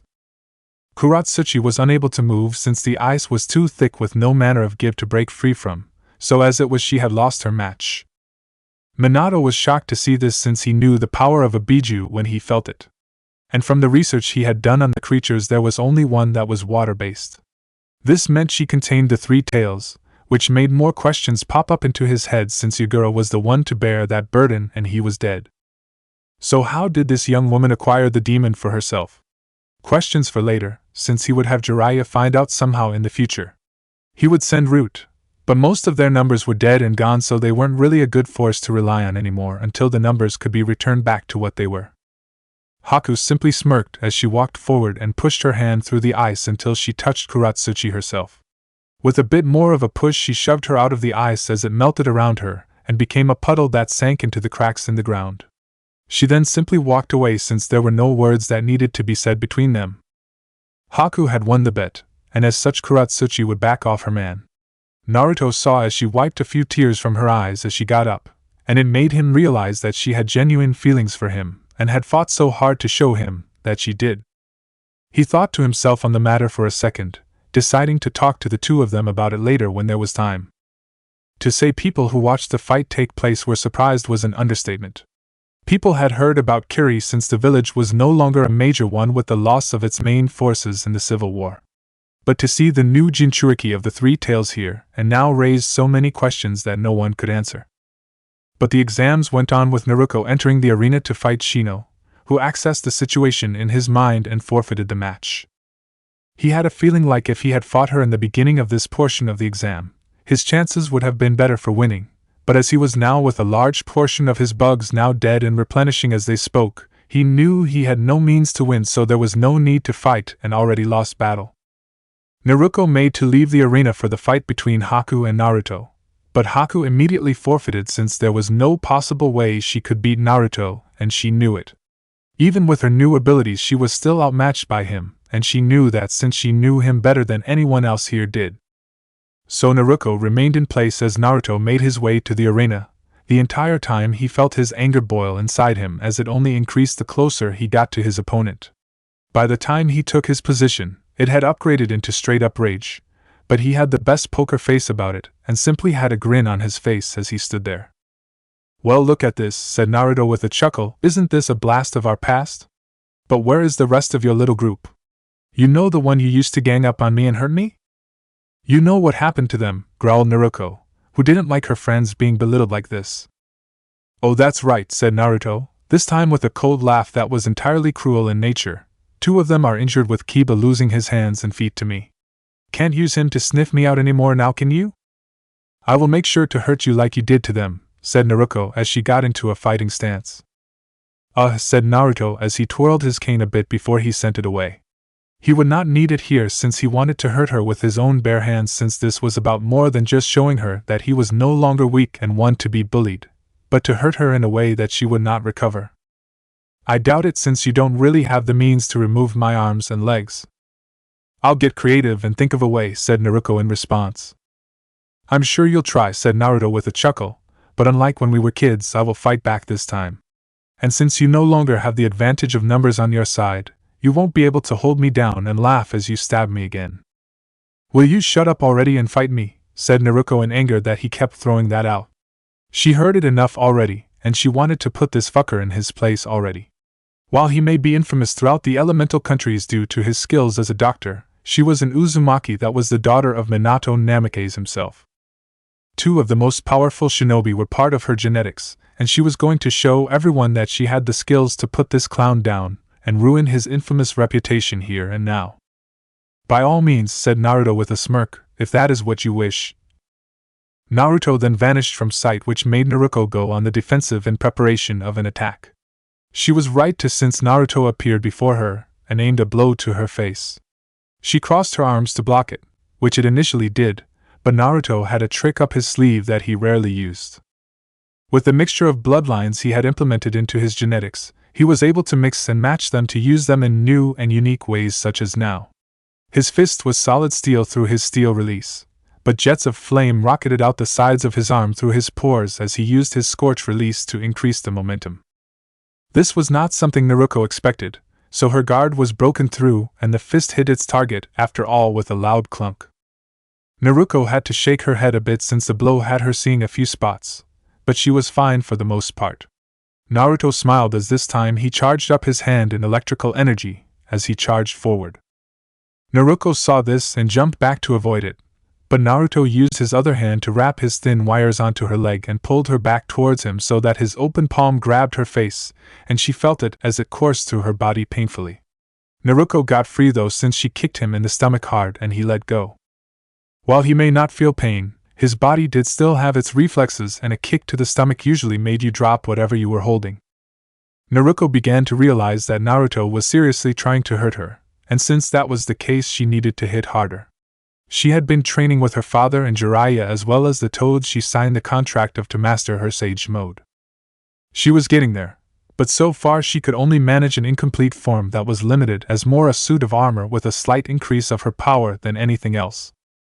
She planned to perfect it in the future, but for now it would help her in this fight, but she just needed to keep Naruto distracted until she could collect enough energy to do it. So calling upon her reserve energy that belonged to Kyuubi, she went through the hand signs for the Shadow Clone Jutsu and summoned at least 1,000 of them that surrounded Naruto. He knew what she was doing since he felt the energy in the area flow towards her and made a guess as to charging up some attack or better form to aid her. He simply sighed to himself and decided to play along. So for the next several minutes, Naruto was busy dealing with the Shadow Clones, who weren't too much of a challenge since their numbers worked against them with his wires in use. But they did what they were supposed to and distracted him long enough for Naruko to power up her imperfect sage form. Naruto saw her body envelop in pure chakra, but the way it moved seemed so coarse instead of smooth, which showed that it wasn't perfect. She smiled as she assumed victory in their match now and used a shadow clone to help her form a Rasengan in her hand. Naruto saw the jutsu that was made infamous by Minato himself during the Third Shinobi War when he had used it to kill so many IWA shinobi. He shook his head a bit since he wondered if Naruko would use it against, and apparently she would. Now that she showed that she could use it, he would show her his own version of the jutsu. Impressive, said Naruto as he held up his hand in an open palm. I honestly wondered if you knew that jutsu or not, so thank you for answering my question. With this jutsu, said Naruko as she got into a stance so as to rush forward and charge at him, victory shall be mine. You would think so with a unique jutsu like that, said Naruto, yet as he said that a sphere of his own blood formed into his hand, one that then thinned itself out as it grew a bit in size and began to swirl like the one Naruko had in her hand.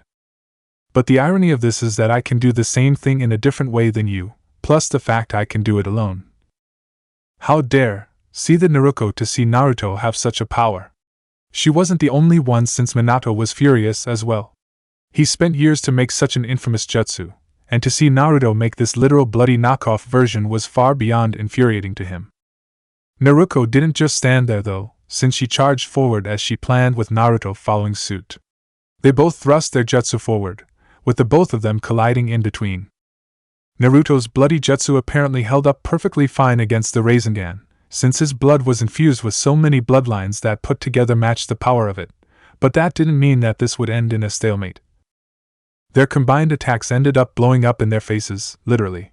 But while Naruko was protected by her Bijuu's power that enshrouded her during her Sage mode, Naruto was not so fortunate. His steel release was strong, but this was a point-blank explosion that tore through him. He felt as his blood quickly healed the damage he was suffering through, but there was something missing that he couldn't put his finger on. Which, once he looked, turned out to be his hands themselves. The explosion had literally blown them off his arms, and somehow they ended up near Naruko, who was already getting back up and healed from her injuries. She saw his hands there and grabbed a hold of them so that he couldn't use them somehow, since she was not going to underestimate his abilities now of all times. "Look at you now," said Naruko in a bit of a haughty tone. "Doesn't this bring back memories? You on your knees in pain while I stand above you. Ready to give up now that you know you are weaker than me?" Naruto's hatred for this bitch skyrocketed as the memories flooded his mind of the pain she as well as the others had inflicted upon him when they were younger. "Don't you dare look down on me," said Naruto quietly as he got to his feet with his head still looking down. "I'm sorry," said Naruko as she prepared another Rasengan to put her opponent down once and for all this time, "but care to repeat that, but louder this time." "I said," started Naruto before he looked at Naruko with pure hatred appearing in his eyes. But what made her flinch in fear was not that alone, but the fact that his eyes had shifted into the Mangekyo Sharingan as well. She wasn't the only one, since Minato and so many others were surprised to see he had such power under his control. "Don't you dare look down on me!" Naruko fell to her knees as a powerful pressure was placed on her as Naruto concentrated his haki onto her alone. She felt as she broke out of a cold sweat, and even the demon inside her was freaking out about this power. She had no idea as to how Naruto had such power, but it pissed her off immensely that he did, since power like that belonged to those who were in a clan, and last time she checked he was an orphan with no such thing. But she didn't get to say much though, since the next thing she saw was Naruto's shoe in her face as he used his scorch release to rocket it forward with more force, as well as his steel release to make the impact hurt more. Naruko tasted blood as she bit her lip from the impact, as well as dropped the hands that she was holding. Thin streams of blood shot out his arms and grabbed his hands before they retracted them and healed the skin back on. He clenched his hands to make sure that they worked fine, which they did, so there were no problems. He then felt weak and fell onto his hands and knees as he began to breathe heavily. While to many it seemed like Naruto was invincible with his vast array of abilities, that was not the case, since he was limited like anyone else in the use of said abilities by his chakra levels. And after fighting Orochimaru, which wasn't that hard, Gaara himself in a fight that took way more chakra to fight than he expected, and then used what he had remaining to get to this point, was nothing more than a miracle as it was. He weakly got back to his feet before he pulled out a box. In this box was something he would have preferred to test more before he resorted to it, but his vengeance would not be denied him, and so he said to hell with it. He opened it up and pulled out a clear pill that he then gulped down quickly. When he had received the hero water for helping Fu, he had gotten to work quickly on finding a means of not only replicating it but in a diluted state so as to not kill the person using it afterwards. He learned what made it what it was the unique bacteria that resided in the liquid, which was easily replicated once he knew about it, and then made a means to replicate it. Once that was up and going, he found a means to dilute it with a simple triple-filtered machine while diluting the rest of it with water. Then he put said liquid into pill form via injection, and Viola he had what he called the hero pill. Now while he found the means to do so, he never had a chance to test it fully before he got here and had only his own calculations to go on. So he felt as his body became not only energized once more, but even more so than he had been before he started his fight with Gaara himself in the beginning. He clenched his hands into a fist as he saw Naruko back on her feet once more, and knew he would have to do something drastic if he was going to beat her, as she was, since that cloak of hers not only protected her but healed her as well as enhanced her abilities, so it was very unfair. Luckily he came prepared for this, and now that he had his strength back to full, he could use his own trump card to defeat her once and for all. "Bravo, Naruko," said Naruto while mock clapping her in a way that only served to piss her off. "You nearly had me there. But now I think it is time for me to get serious about this fight and finish it here and now." "Like somebody like you possibly has something that could beat me," said Naruko as she began to gather the energy around her to keep her sage mode up and running. She would have to not only thank, but fully finish her training with the toads when this was all over. "Ah, that arrogance," said Naruto with a cruel laugh. "Oh, how I hate it. But seeing who your father is, who loved and raised you, it makes so much sense in retrospect." "What the hell does my father have to do with this?" "More than you could possibly know," said Naruto before he pulled out his largest scroll to date, which was his size and height. He unrolled it quickly before he shot some of his blood via his finger onto the seal it housed. Once there, the scroll glowed brightly before a massive two-door entrance erected out of it. Many who saw this were amazed that he had such a thing in his possession, while others wondered just what the hell it contained, since a door was meant to be opened, and whatever came out would be the true threat, and not the door itself. "What the fuck is that?" shouted Naruko in shock that now she would most likely have to fight something larger than her, and would need to summon a toad to battle it if that was the case. "The instrument of your defeat," said Naruto as he smirked in a sinister fashion as he clicked his fingers. Everyone heard the loud creak as the door began to open, but not a single one of them was prepared for what was behind them. "Lasciate ogni speranza, voi siete," said Naruto darkly as he stood before the doors as they opened up wide. "Abandon all hope, ye who enter here." From the doors poured out a literal tidal wave of blood, so much so that those who were still in the participants' box waiting for the end of the exam had to move lest they be drowned in the liquid. The two Kages looked on in shock and horror to see Naruto throw this much blood at his opponent, and even more so when the realization that the sheer amount of people he would have had to drain to acquire it made it worse. Naruko quickly preformed multiple hand seals to form a chakra-powered protective bubble around her body so that she would not be covered in the stuff, but it was not necessary since the blood never hit her. It instead began to spin around the arena itself as it soared into the air like some sort of tornado. No one on the outside could see what was happening inside the twister, nor could they do anything about it since the blood repelled basically everything they could and would throw at it. "Well," said Naruto as he pulled out his unfinished smoke from earlier and lit it up to finish it now, "look at the so-called mighty Naruko Namikaze. On her knees in fear of the blood that would splash on her. What kind of monster are you to use blood like this? This coming from a woman who is stealing energy from a demonic creature sealed within them," said Naruto with a chuckle. "We all have our forms of power, and this just so happens to be mine to wield. But it seems a little chilly in here. Allow me to turn up the heat." Naruto then flicked his butt into the blood, which caused it to light up as it set ablaze. So now there was a raging inferno of a twister that many people were forced to move away from since the heat was too much for them to take. Naruko felt the heat as she was in the center of it, and what made it worse was that she was having problems breathing due to it. She knew that defeating Naruto was the only means to end this, and so charged forward to try and do so. But Naruto simply clicked his fingers. "Room," said Naruto with a smirk before he said the next part, "shambles." Naruto disappeared from her sight after he said that, which made her look frantically around since she had to beat him or else she would suffer who knows what while in this burning twister he erected. She heard a whistle from above her and looked up. Naruto was sitting there on a platform he had formed with blood hardened to steel. Naruko was seeing red at this point, and not because of the flames either, so she quickly formed a shadow clone and threw it upwards at him. Naruto only smirked more as he twirled his finger a bit. Out of the twister shot a condensed ball of metal at such speeds that it penetrated through her clone's skull before it dispersed. Naruko was horrified to see he had such control, but she still knew he had to be dealt with as soon as possible if she was ever going to break free from this freak storm. But Naruto then stood up and spread his arms out as he hummed to himself. As he did, he began to wave his hands around with the grace of a conductor. As he did this, Naruko was forced to dodge multiple spikes made of blood that shot out at her. She was able to do it, but it took all her concentration as she did, fully unaware that Naruto was messing with her as he did this. His Sharingan showed her path to him clearly, and he threw the spike in a manner that nearly hit her, but he had no intention of fully doing so since he had something far worse planned for her. While she was dodging, he was basically caging her in as her field of movement got smaller and smaller with every passing second. Eventually, when she was no longer able to move about as freely, Naruto then smiled as he clicked his fingers. The crystals then erupted in a massive explosion that rocketed upwards. Naruko was in the center of it all and felt the full force of it as the blast was too much for her cloak to take and disappeared. Naruto was protected by the platform he was on, which was why he had erected the thing as he did far from the ground. He saw Naruko on the ground, trying hard to get off her knees as her chakra was being used to heal all the burns she suffered from.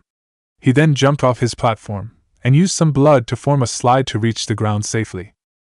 At this point Naruko was too weak to talk, which was perfect for Naruto as he pulled out the syringe he had used to hold the poison he had made for her and her alone.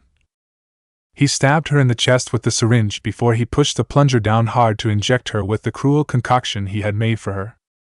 "I know you can't speak," said Naruto as he placed his foot on her chest and slammed her onto her back hard, "and that works for me since you can only listen. I just injected you with a poison that there is no cure for. But don't worry your little head about dying since that is not what this poison was made to do. What it does is make your body decay from the inside out in a very painful manner, but the kicker here is that the stronger the immune system the longer the process takes. And for every second your body is fighting this poison, it will be a burning agony on your person the likes you never thought possible. Painkillers won't help you. Tranquilizers won't be capable of putting you to sleep since your body will be in so much pain that it will be impossible for you to sleep. For one proudly claiming to be a member of a clan, your genetics will only make this process longer as well as more painful for you. So enjoy your last few hours of peace since once it starts it will never stop." Naruto then kicked her hard across the face, knocking her out and winning his match against her. He breathed a sigh of happiness as he fulfilled the second to last portion of his vengeance, which only meant one person remained on his list to deal with. But he now knew that he had to act fast if he was going to do as he planned to do. He pointed his finger at Naruko, and with a simple mouthing of shambles, a massive influx of power entered his body that he had prepared his body for. He had always planned to take the Kyuubi from his half-sister, mainly as a means to show her just how weak she was without the thing, but now that he had injected her with the poison that was no longer needed since her life was officially fucked. As the last of the power entered him, he found himself in a large field that he recognized as his mindscape when it was not trying to defend itself. "Who are you?" demanded the Kyuubi, who was looking around in surprise of the sudden change of scenery. "My name is Naruto, good sir," said Naruto with a kind wave of his hand. "And I am here to ask for your help." "My help?" said Kyuubi in a questioning tone since this was not what he was expecting to hear. "Yes," said Naruto, "since both you and I have a mutual enemy that I need your assistance dealing with." "And just who could you believe is our mutual enemy?" "I could tell you," said Naruto as he pulled out a book which represented his memories in full, "but it would be easier to just show you." He opened the book, and out of it sprang a light that Kyuubi was blinded by. But as his sight came back to him, the memories of the boy abandoned by his own father came to him in full. And the fox demon chuckled, for it would appear that they both did have a common enemy. "So you are the bastard son of the man who sealed me away," said the Kyuubi, "and seek to destroy his reputation before you end him personally." "Exactly," said Naruto as he sent the book away since it was no longer needed, "and for that I need your assistance." "And just what is it that you require of me?" "I need your power," said Naruto simply, "since Minato now knows of what I can do. He will plan against it, and defeating him will be all the more difficult. Yet with your power I could still manage to surprise him, and defeat him in the end." "And just what do I get out of this?" "Freedom," said Naruto with a smile, "since after I use your power once, and only once since I will not need it more than that. You saw my memories and know I don't need it. But once my vengeance is complete, I will travel far west, beyond the elemental countries itself and let you go there. From there you can make a new life for yourself away from those who not only know who you are but would seek to seal you back up into someone to use as a weapon. And what is to stop me from leaving now, seeking my own vengeance now and then gaining my freedom?" "Nothing really," said Naruto with a shrug of his shoulders, "since you are not sealed in me. My power put you here but you could easily leave. But if you did, I would die, Minato as well as many shinobi including his wife who is an Uzumaki capable of stopping you will do just that. And even if you managed to kill Minato, he would become a martyr that people would rally behind. My plan would discredit him and show the world just what a monster he really was so that they will not mourn his death." Said the Kyuubi in deep thought. The boy did make a good point. Fine then. But I will only allow you to use my power once and only once. When finished, you will keep your end of the deal, or I will simply kill you and leave myself. Deal, said Naruto as he held out his hand to shake something. Kyuubi put the tip of his tail in his hand and shook with that. Now make yourself comfortable since it will be a while before my plan will come into place. Take your time, boy, said the Kyuubi as he stretched out and laid down for a proper nap. This place is far better than the others I was sealed in. Here I can truly relax. Well, that is good, said Naruto, and don't hesitate to ask for anything to make your stay more comfortable. Remember, you are a guest here, not a captive. Will do, said the Kyuubi before he closed his eyes. Naruto then disappeared from his mind and returned back to the real world where the fiery twister was still going and Naruko was still out like a light. He then shot a bit of his blood out the tip of his finger into the twister, doing so stopped the fires, and then directed it back through the doors where he had stored it away in the first place. It took a bit due to the sheer amount of blood that need to go back. Once they were able to, Minato arrived with several medical nin as well as ANBU to assist him if need be. He saw his daughter on the ground and he feared for her life and checked for a pulse. If Naruto had killed her he would have retaliated, not caring about the rules of the fight and saying damn all to the rules. He felt a pulse and handed her off to the medical nin to take to the hospital, where Tsunade was thankfully at right now since she had returned a few days ago. Minato hastily named Naruto the victor, and then proceeded to chase after the people who now had his daughter, but not before glaring heavily at Naruto, who only smirked as he did since there was nothing he could do to help his daughter at this point. So with the exams done with, he found Inoki as well as the others who had come with him from IWA. The old man had laughed and congratulated him on his victory as well as his amazing skills. He made a mental note to remind his shinobi to never anger Naruto since the end results would not be pleasant if what he saw was a clear indication of such a thing. Once everyone was accounted for, he summoned a door for them all to enter, which he dropped Inoki and his group off at IWA, but not before handing Kuratsuchi a scroll and telling her to read it in private. She blushed a bit as he told her that, but she would do as he asked since she was curious as to what was written inside it. Once they were gone, Naruto took Haku back home and told her he needed to go back to Konoha for something, but he would be back later on tonight. Haku simply smiled as she kissed him goodbye and watched as he left her there. The moment was ruined for her though since she heard Fu chuckling at her as she was bringing back some groceries to restock the fridge.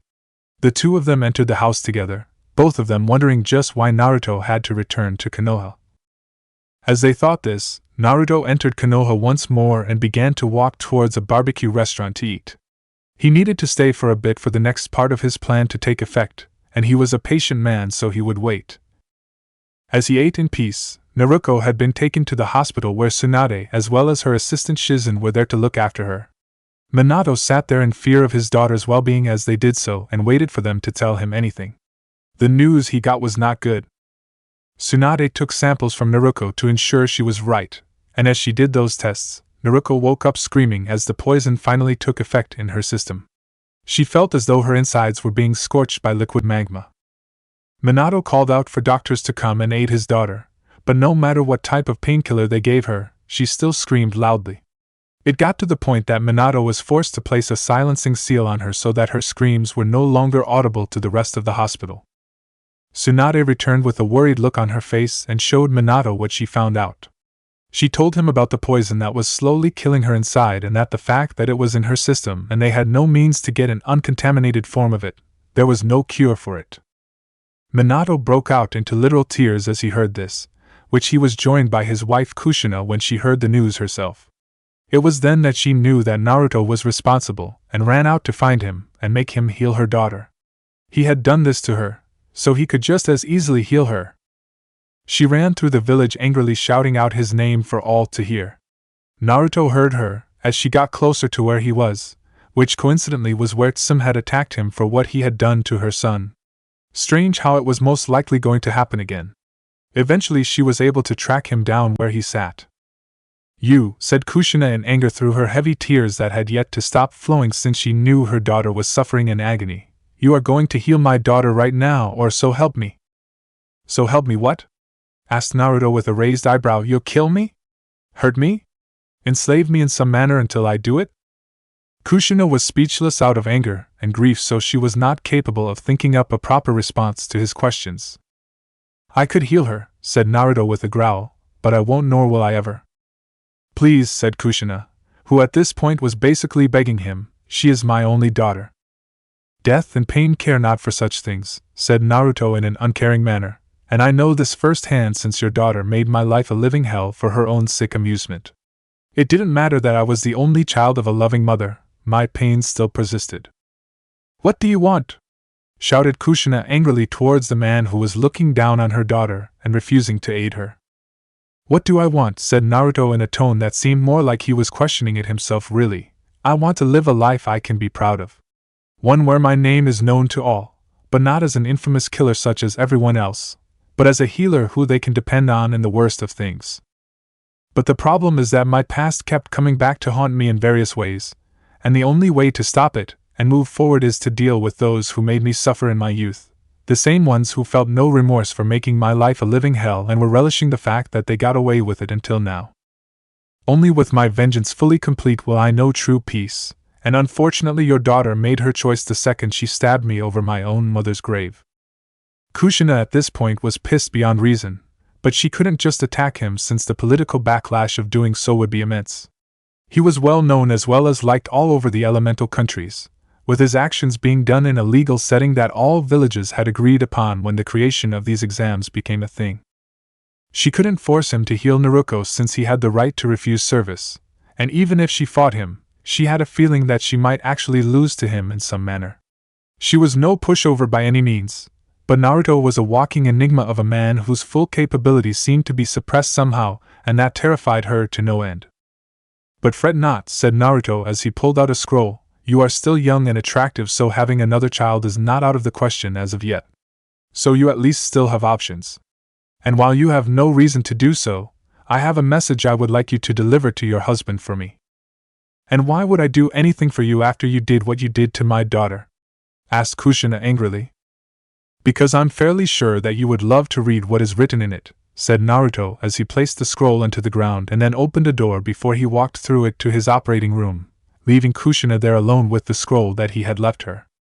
She picked it up and looked at it to make sure it was not booby-trapped or something along the lines of that, but as she looked at it she did see something that was there discreetly. It was a blood seal, one that could only be opened by people who shared the same blood. As an Uzumaki, who were well known for their knowledge in sealing, she was easily able to make out what it was, but why it was there made no sense to her. How could she deliver this message to Minato if only someone related to Naruto could? It was then that her mind as well as her heart stopped for a second. The pieces of the puzzle were starting to come together in her mind as the facts made themselves known to her. She tightened the grip on the scroll in anger, as she gritted her teeth tight to match. She would take the message to Minato, but not for Naruto, but to get answers for herself from the man she called her husband once and for all. Chapter 11: The Horrific Truth.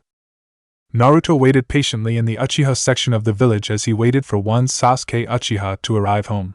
He had given the young man the deadline of the end of the Chunin exams to deliver him his payment for the return of his testicles, and the exams had officially ended. So here he waited for him to return. But he had not been idle this entire time since he had sent crows to deliver 2 packages, with one being sent to Choji while the other had been sent to Shino. They had been a part of the group that bullied him in his youth, so they were part of his vendetta as well, and he had not forgotten about them. He smirked as he thought on how he got back at them, since the manner he did so was so perfect, as it was tailored for each person to ruin their lives as they had ruined his childhood without remorse. For Shino, he had a rigged box full of a chemical he concocted that was poisonous to bugs alone while leaving the humans alive. He had made it for a man with a serious bug infestation within his house. It had taken quite a bit to get the batch perfectly fine-tuned for actual use, but it would be worth it in the end. Now the kicker to this poison that he whipped up was that it soaked into a person's skin down to the bone, and stayed there, so any attempts to implant more bugs would be met with failure since they would die being on him alone, and even more so if they were inside him. Shino would be outed from his clan for sure after that happened, since their clan used bug-related jutsu, and not having the ability to do so would just make him the black sheep of the family to the point of being disowned. With Choji he had something else planned for him that would more than likely have the same end result. It was a cursed pie that Naruto had bought from a very strange old woman who liked to curse people for just about any damn reason. The only reason she didn't curse Naruto, who was there in the first place seeking a certain herb for some research, was that he cured her blindness and gave her new eyes so to see once more. In hindsight, he had no idea whether that was a good thing or a bad thing given her actions, but it saved his ass from being cursed so he wouldn't really think about the repercussions. He had actually contemplated killing her to spare others in the future, but to be honest, he thought about it from a different perspective and realized she only ever cursed people who trespassed onto her land, so it wasn't she was hunting people down to curse, so it wasn't really fair to kill her for doing that. So as a means of payment, since she had nothing of monetary value given her state of living like a hermit, he asked for a curse that he could give to another instead. She had cackled like a typical evil witch from stories and told him that such a thing was easily made. So he asked for a pie that cursed whoever ate it to lose weight too fast that they had to eat so much to not starve from it. The woman had made him such a pie, which he then froze for later use, which he had heated up and delivered to Choji in the hospital along with a get-well card so he didn't get suspicious. The boy was in the hospital recovering from having a puppet explode in his face, so it was common to see people wishing him well on his road to recovery. His crow had watched as the boy ate the whole pie by himself, and flew off to relay the information to Naruto, who simply laughed since the boy was an idiot as well as a glutton. Thankfully, he didn't have to wait there for too long since Sasuke eventually showed up at his house. Naruto mentally chuckled since he had actually guessed which one Sasuke had lived in, since he had no idea where he lived exactly in this area. The place was large with many houses that were now empty since the Uchiha that once lived in them had been killed by the man he himself had killed before he harvested his eyes. He wondered if the spirits of the Uchiha could sense this, and if they did, he wondered how they felt on the situation. Would they be happy that he had avenged them personally, or would they be pissed that Sasuke hadn't done it himself, given it was his duty, as the sole survivor of the clan, to avenge them? Either way, it didn't matter to him since he didn't really care. "Hello there, Sasuke," said Naruto as he stood there leaning against the wall next to the front door. Sasuke dropped the groceries he had in his hand, since Naruto being here meant he had come for the money Sasuke owed him. "I have come to collect what you owe me. So I will ask you if you have my money." I'm sorry," stuttered Sasuke, since the memory of Naruto's threat came flashing back to his mind all of a sudden, and dear Kami had horrified him to picture it alone. "I have been so busy I haven't had the chance to get it all collected. Please just give me a bit more time and I will get it for you. It was an honest mistake, I swear." "Oh," said Naruto with a smile as he opened his pocket watch and looked at the time for a bit before he closed the thing and put it back into his pocket. "Well, if it was an honest mistake, then no harm or foul. Just pay me in the next day or so and everything will be fine." Naruto then walked by Sasuke, but not before slightly slapping his cheek a couple of times as he walked by. Sasuke finally took a deep breath as Naruto walked past, since he was truly scared that Naruto would do something painful to him for not having the money that was owed as agreed. "Wait a sec," said Naruto as he stopped a few yards from where Sasuke was still standing in an attempt to calm himself down. "Before I go, I have a quick question for you." Sasuke then felt pain like he had never felt before as his leg bent in a way that it was not supposed to go, thus breaking it with the bone inside being visible the way it was bent. Naruto had put some blood in his palm as he had slapped Sasuke like he had, thus being able to do this to the fucker without realizing it. "Does that hurt?" said Naruto with a sinister smirk on his face as he turned fully around to talk to him. "Yes," shouted Sasuke in pain as he wanted to do something, anything really to put his leg back in place, but his body would not listen to him for some reason. "Why are you doing this? I will pay you your money." "Oh, I believe that you will," said Naruto in a calm, yet still chilling voice, "and usually I have more lenience for payment with people since things happen. But I gave you a very clear time of payment, and I have no patience for you of all people." "What have I done to you?" Sasuke screamed, but his screams only amplified as Naruto repeated the process with his other leg this time. "What did you do?" asked Naruto with a raised eyebrow. "Sasuke, did you think I would forget what you did to me after all these years? Look what I have done to everyone in your old group. I cut Kiba's limbs off with no means to be healed. Naruko is poisoned in a way she will never recover, and so on. Then there is you, the person I hated third of all out of all of them.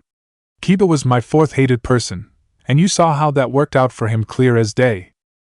Sasuke audibly gulped as Naruto got closer to him. It wasn't like he could crawl away with his legs being fucked up like they were and his body stiff due to Naruto controlling his blood.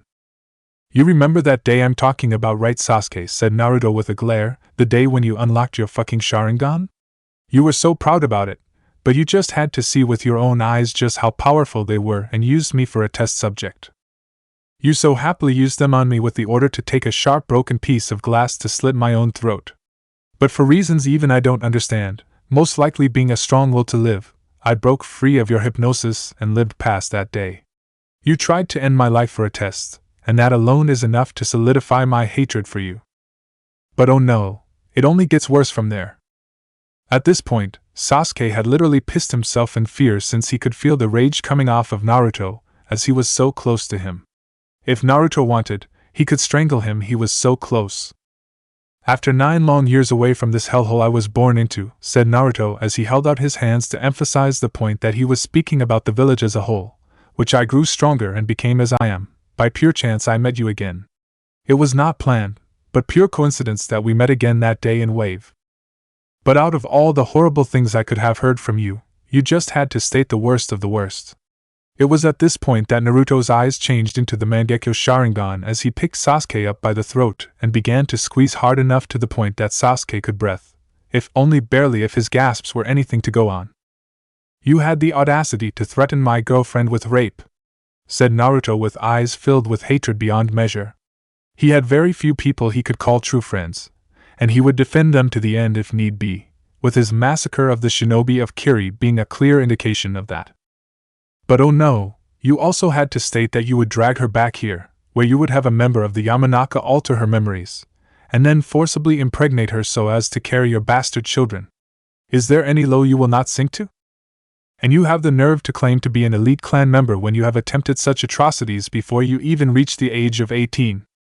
Naruto then threw Sasuke, and when I say throw, it was with enough power in the throw so that he not only soared through the air, but went through several of the walls in his house before he came to a halt as he hit the last one too soft to break through.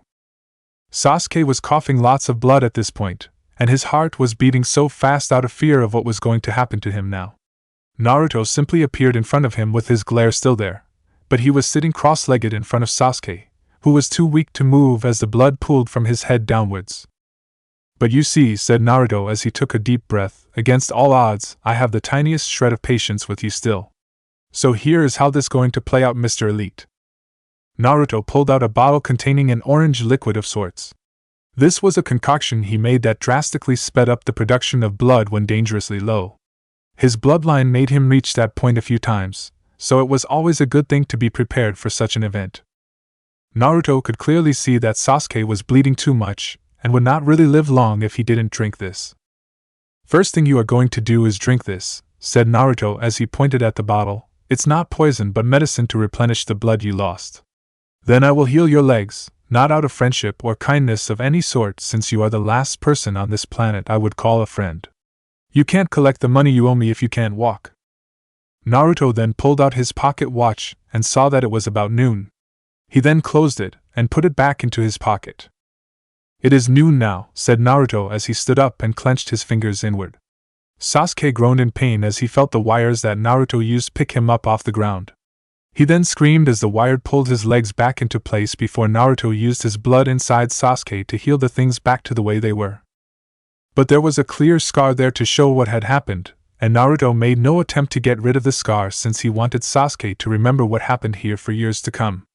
Naruto then picked up the bottle and pinched Sasuke's nose so he was forced to open wide.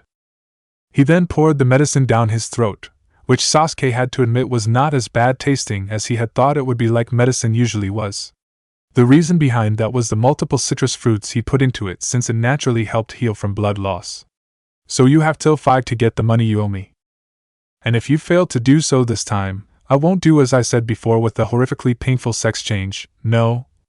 I'll do far worse, Sasuke. I'll kill you. But it won't be quick.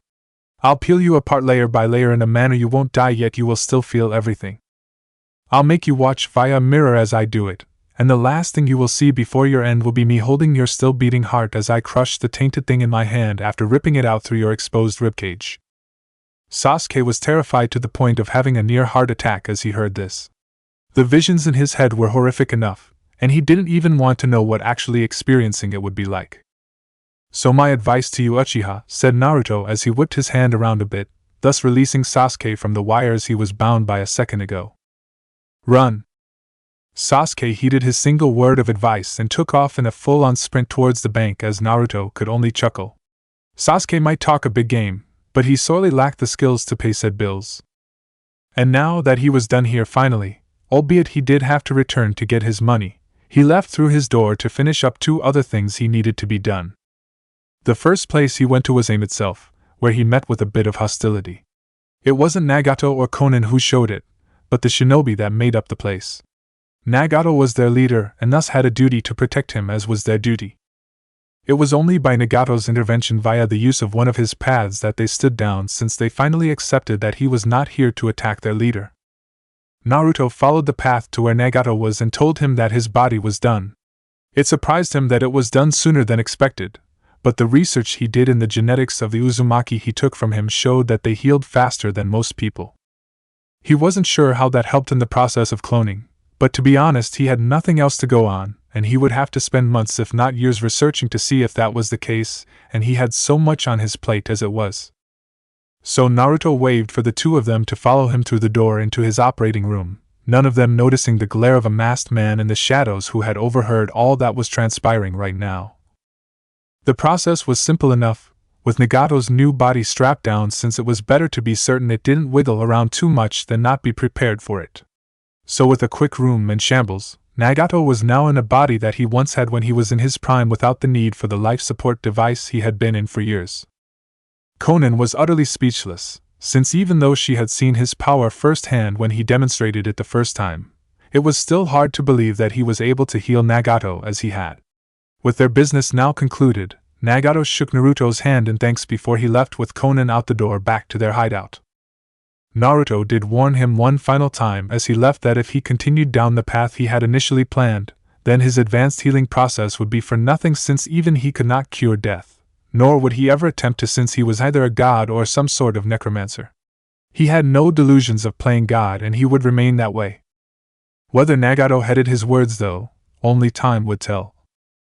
But Naruto honestly hoped he stopped his plan, since otherwise he would have to kill the man who would come after not only himself, since he was the container of the QB now, albeit temporarily, but 2 of his friends, with one of them being his girlfriend, meant he would kill the man if he dared to try and extract the beast from her, since the process was fatal. Once Naruto was done with his business with Nagato, he took a little while to brew some tea, which helped him to relax, as well as lit a cigarette, since he needed to be as calm as ever for what was going to happen next. Once the tea had been drunk and the smoke enjoyed fully, he made another door to retrieve one of 2 people he needed to talk to. Naruto had felt angry with himself as well as stupid over the fact he had been so oblivious to the love of Kurosaki of all people had for him. But his mind was usually filled with medicine and surgery, so he was oblivious to nearly everything else at the most random of times. Even with what brainpower that wasn't used to develop new methods of healing, his desire for revenge had taken up the rest. But with most of those he wanted revenge against having suffered just that, he was now capable of thinking more clearly, since he was not currently doing research. It was the fact that Kurosaki had made a bet of all things with Haku over the rights of his love that solidified this knowledge. He truly did not know what to do here, since as a doctor he loved to help people as well as heal, and the emotional pain of a broken heart was something he was all too familiar with. Sure, his version of it wasn't due to the loss of a lover, but his only living solace, which hurt just as bad to the extremes of contemplating suicide in his youth. He overcame such emotions and lived on, but he had at one point reached that sort of low in his willpower. So he met Kurosaki, who had read his note, which basically stated he wanted to sit both girls and talk this through. So he used his door to take her to his home in spring, where Haku was waiting for them. To say the anger between them was thick would be a severe understatement. The 2 girls argued back and forth for about an hour alone before Naruto even opened his mouth to say the first thing he would say in this conversation. He basically came out and stated he loved both of them, since Kurosaki was the first true friend he had, and Haku was his first girlfriend. He admitted to being oblivion, with Haku's obvious advances being a key point in how severe it was, and as they were now with the rivalry going into the extremes to the point they were betting him like some sort of fucking prize, made him demand they cease or he would simply cut ties with both of them. After he said his piece, he left the house to go and check up on Yuna. The silence that followed his departure was long as well as awkward, since they were now both smacked with the reality of their selfishness. It was true they had bet Naruto in their fight without consulting him, and both women could understand where he was coming from, since he did not like to make people sad. Well, unless it was out of revenge, but you would have to really piss him off to get to that point. So with the awkwardness done and out of the way, they started over and talked like adults instead of fighting like children. Naruto had returned outside his house after dropping off money for Yuna and checking his log book to see what future appointments he had. He remained outside since he had no idea as to what was going to happen. He wondered if he had made a mistake doing this, but he wanted the bickering to end, mainly due to people in this world killed for such reasons like jealousy, and he didn't need one or the other murdering, since it would only cause him grief to hear they had died. Imagine his surprise when he walked inside the house and the two of them hugged him deeply with tears in their eyes and constant apologies coming out of their mouths. Naruto was honestly not expecting this, but he would take it and hug them back, since he was just happy that they weren't killing one another, as he feared. But as Naruto had been busy doing the few errands he had leading up to this heartfelt moment, another person was about to suffer big time as a complete contrast of what Naruto was experiencing. Konoha. Earlier that day, Kushina had sat at home in deep thought as she looked at the scroll Naruto had left her to deliver to Minato. Time seemed like it was passing by so slowly as she just sat there and stared at the thing. So many conflicting feelings were going through her mind, and she honestly did not know how to cope with it. On one hand, she had a message from the man who basically poisoned her daughter with no hope of recovery. This side of her mind was screaming out to destroy the note, since she owed the man nothing. But on the other side was the more curious side of her mind, the side that recognized the genetic blood seal of all things. This was the side that wanted answers to the main question of the relationship between Naruto and Minato. But the more her mind tipped towards the latter, the more fear that began to set in, since it opened up a whole new slew of questions she honestly didn't know if she even wanted to ask. But in the end, it was the more curious portion of her mind that won out. So she picked up the note, took a long deep breath, and made her way to her husband's office to speak with him on the matter. Minato was busy doing his normal amount of paperwork as Kushina entered the office. He was too engrossed in the damned process to notice that Kushina set up a silencing seal on the door so that their conversation could not be heard by outsiders of any sort. No sense of things being heard and rumors being spread in the village that blew it far out of proportion. "Hello, dear," said Minato as he signed off on the current scroll he had before he looked up at his wife. He saw her standing there, but he couldn't quite make out her emotions, since for lack of a better word it was just blank. "Is something wrong?" "I was given this note to deliver to you," said Kushina emotionlessly as she stepped forward and handed it to him. He took it from her hands and looked at it before he said anything. He just wanted to make sure it wasn't booby-trapped or something like that, but there was nothing there but a simple wax seal. He didn't pay too much attention to the wax seal, though otherwise he would have seen the actual seal engraved into the thing. "Who sent this message?" said Minato, since there was no indication as to who sent it. "Naruto did," said Kushina in the same emotionless tone she had before. "Said it was important, and you needed to see it right away." Minato's eyes opened wide as he heard this and easily tore the seal off the scroll to get at the message within, oblivious to Kushina shaking in place. She was gritting her teeth as she suppressed her rage of his one single action that seemed like nothing to many, but she knew better. The fact that Minato was able to open the scroll after breaking the seal meant that he was related to Naruto, and now her fears of the truth were flooding outwards to the point she was near tears. But Minato was too interested in what message Naruto could have possibly sent him to notice her reactions right now. He was expecting some sort of gloating or threat of some sort, but all he saw was one-line words with a seal underneath it for storing something. This caused Minato's eyebrow to rise as he read what was written. "The family that spurned me, since I was not the spawn of the monster they wished me to be." Minato looked at that first line and saw the seal that was below it. He wondered what he meant by that, since the statement was not only out of context since there was no build-up to it or anything else to explain it, but was hard to grasp since it was so out of place the way it was written. But seeing that there was a seal below the written text, he placed his finger on it and activated the thing. Out of the seal came a simple napkin, yet one that made Minato's eyes widen in shock so much. It was a well-known fact within Fire Country that the former Kane family was as vain as they were greedy. Pretty much everything they owned had their family crest on it somewhere, and from the rumors he heard, even their employees had it as well as a brand of some sort. So to see a napkin with their well-known crest on it spoke volumes, but not as much as a napkin that was blood-soaked as this was. Minato had wondered what had happened exactly to the Kane family, as did many people. They knew that there was a vast mob of people who robbed and slaughtered them all, but besides that there was nothing to point the blame to any specific person since the evidence was there was just too much of it really to single people out. Now Minato saw this napkin and understood that Naruto himself had somehow been the person to orchestrate such a thing. He most likely learned of his family, and took vengeance against the ones who cared not for him, and wanted him to simply waste away. This did not bode well for Minato, since if Naruto was willing to do such a thing against one of the most powerful of families in the Fire Country, he would have no qualms about coming for him personally. But the funny thing that Minato didn't know about that napkin was that while Naruto had taken it as a souvenir of his plan going off without a hitch, the blood on it was not from the Kane family at all. It was his own, given the fact he had left the room as his former family was being killed and only grabbed the napkin on the way out the door. He had dipped the thing in his blood to add shock value to the message it would send to Minato like it was now. But with the understanding of what the napkin symbolized out of the way, Minato saw that there was more to the message, since the way it was designed was to show one part at a time so that he understood what each line truly meant in full.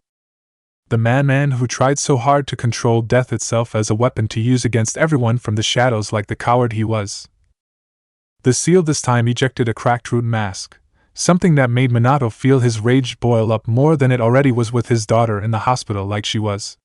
Minato had done extensive investigating as to what had happened to his hidden root forces, and with this single written sentence he now knew Naruto was to blame. He was not sure how that was, but given the fact that the boy had been able to eliminate every last squad of them, he had ordered Danzo to send out to capture him and bring him to Konoha to begin his re-education. It was not too much of a stretch to accept that he was capable of eliminating root like he did. He had seen Danzo's body in a glass cage of all things, with his arm blown off and the cause of death being a bit of a confusing guess. Minato was unable to tell if it was due to the lack of blood from his lost limb, or the lack of air, since the machine meant to pump it in was broken. He had gotten the information from another root member as to what had happened, since the reason the glass box was constructed was to contain Naruto in a manner he could not escape. But he knew nothing about the events that took place that specific day, since the only ones to survive what Naruto had done were those not there that day entirely. The psycho who nearly took that which I cared for the most in this world. This seal ejected a single bloody, bent hide, one that bore the mark of the now liquidated Kiri. This caused Minato to fill in the gaps of what had happened, since the pieces were all there for him to see with his own eyes. He was just missing confirmation like this. The fact that the ice user Haku had the power of the three-tailed Bijuu, the very same one that the former Mizuki Jigura himself used, only hit the nail on the head there. But the revelation only caused more questions than answers, since if Naruto had fought for the rebels like killing Yagura would state, why had they not won the war in the end? The battlefield showed the bodies of both sides, but there was obviously no clear winner, since the end result was the end of Kiri as a major village. These people all paid the price for angering me in one way or another, but you have gone beyond that. You forsook me, tried to erase me from existence to bury your secret, and then had the gall to forbid me from actually succeeding in life by denying me the chance to do it. Yet look at me now. I have become something that all who hear of me wish to have me settle down within their villages. You included. I find humor in the fact that you tried so hard to hinder my life, and then tried so hard to control it when it became worth a damn. I warned you that day you came to me, so sure that your plan to use a Yamanaka to force my loyalty to the village had succeeded, that I would see to it that all that you cared for was taken from you. That the world would know the truth of the monster you really were, and so far I am succeeding in my plan far better than you have. I have already taken your daughter from you in a way she will never recover from, since the poison I injected her with was specifically made so that she would never heal from it. She will suffer for every second of every minute of every day for the rest of her life, and there is no cure for it. This is how she made my life until the day I left this accursed place, and I returned the pain with 16 years' worth of interest included. I have taken one out of the three things you care for the most from you, and I assure you that the second is not far behind. And soon enough, the third will be gone as well. Sign. Your forsaken son. Naruto. P.S. Just wanted you to know, when you are gone, when you die by my hands, your clan name will die with you since I never was, nor will I ever be a Namikaze. I'm better than that. Minato growled in rage as he finished reading the message. How dare this brat threaten him like this? Insulting the very Namikaze clan name, the same one that instilled fear in most people who heard it due to what he himself had done to earn it such infamy in the last Shinobi War. Did he have any inkling as to who exactly he was challenging like this? It was only then that he looked up and saw Kushina standing there with her hands clenched into fists, and glaring at him with so much hate as the tears poured out. "When," was all she was able to manage to say in the end. Her rage prevented her from saying more than that one single word, yet it spoke volumes. "What are you talking about, Kushina?" asked Minato, who honestly didn't understand why she was like this. "When did you go behind my back and cheat on me, you bastard?" demanded Kushina, this time her rage making her hair seem more alive to express herself better. "I don't know what you are talking about," said Minato as he broke out with a bit of a cold sweat. He never thought that Kushina of all people would learn the truth, and he feared her anger since she was not one to pull punches when she was angry. "Don't lie to me!" shouted Kushina in rage, unable to contain it anymore. "I swear I have no idea what you are talking about." "That scroll," said Kushina as she pointed at the scroll he had just finished reading. "The wax seal you tore off to open it? It was engraved with a seal. A very specific one that can only be opened by those with Naruto's genetics, and given the fact you are the older of the two of you paints a very clear picture." Minato's face lost all his color as he heard this since he had not paid attention to the seal close enough to see it. To think that Naruto did something like that for a message, but then the line came back to his from the message. "I have taken one out of the three things you care for the most from you, and I assure you that the second is not far behind." Now it made sense, since he sent Kushina with a scroll that proved he had been unfaithful given she was an Uzumaki and easily recognized various seals. That fucking brat had set him up. "And now I will ask again," said Kushina as she literally threw the desk in front of her towards the wall, shattering it to splinters with the papers that had been on it flying just about everywhere. "When did you cheat on me?" "Kushina," started Minato as he was trying to find a way out of this whole uncomfortable situation. "Look, it was a fling I had before we dated. I didn't cheat on you." "Do I look like an idiot?" demanded Kushina as she used her chakra chains to bind Minato in place. "That boy is the same age as our daughter. So that meant you slept with another woman while we were still dating? You cheating bastard." Kushina then balled up her hand into a fist to slug her husband, but she stopped short of actually hitting him by a few inches. Minato was understandably flinching with his eyes closed since Kushina hit hard, but she never hit him. Right now her mind was essentially frozen as the truth dawned on her about Naruto. She had outright hated the boy for what he had done to Naruko, but now in this moment where her body was going overboard with rage, a moment of clarity was coming over her. She remembered what he had told her about his past during the Chunin exams, about how he had been abandoned by his father, and the fact he had no name to speak of, so that if he had died no one would even remember him since his mother had passed before him. She could understand his rage towards those who had everything, trying to take absolutely everything from one who had nothing. The pain he must have gone through to be hurt by his own half-sister, a constant reminder of the fact he was not wanted by the man who spoke so much praises towards his daughter, but nothing about his own son. In that brief moment of clarity, she not only fully understood his reasons for doing as he did perfectly, but actually agreed with him fully. This caused her brain to stop as she had been about to hit Minato, but now she couldn't even bring herself to do that. So she let him go from his bindings and began to walk away from him as she wiped the tears from her eyes. To think she loved a man and had a family with one who was cold enough to forsake his own son of all people he had with another. It's bad enough to cheat on someone, but you must take responsibility for your actions, and Minato had not and left his own child to die out in the shadows. She would hate the man and everything about him too if she had lived that way. "Kushina," said Minato, all the while scared about what was going to happen now. He had expected her to slug him hard, but she didn't, and that must at least be some sort of positive sign, right? "I'm done, Minato," said Kushina plainly. "I'm going home, packing my things and moving out. I'm leaving you. So I hope the sex was worth it back then, you fucking asshole, since it not only cost you your daughter, but your wife as well." She then ripped the seal off the door and slammed it behind her as she left the room, fully leaving Minato there alone. Usually in a case like this, after a man had lost so much in such a small amount of time, they would self-reflect on their choices and question just how they got to this point, but Minato was too vain and proud to do that. So you know what was going on in his head right now? Hatred for Naruto. Right now he was blaming Naruto for just about everything that was going bad in his life right now, and it was showing in his eyes that were easily being seen becoming clouded with madness. Things were going so well before that brat had undone everything. Why hadn't he done as he wanted and either killed him or sent Danzo after him to make him a member of Root sooner? But now the boy had taken too much from him, as it were, and Minato was damned well sure he was going to make Naruto suffer for this.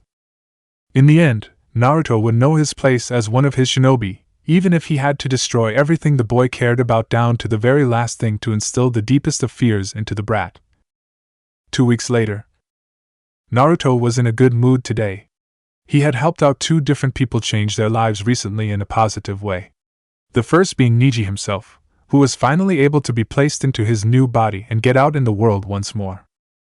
Neji had taken a bit to get used to his new look, though it wasn't all that different than what he was like before, just his eyes had changed.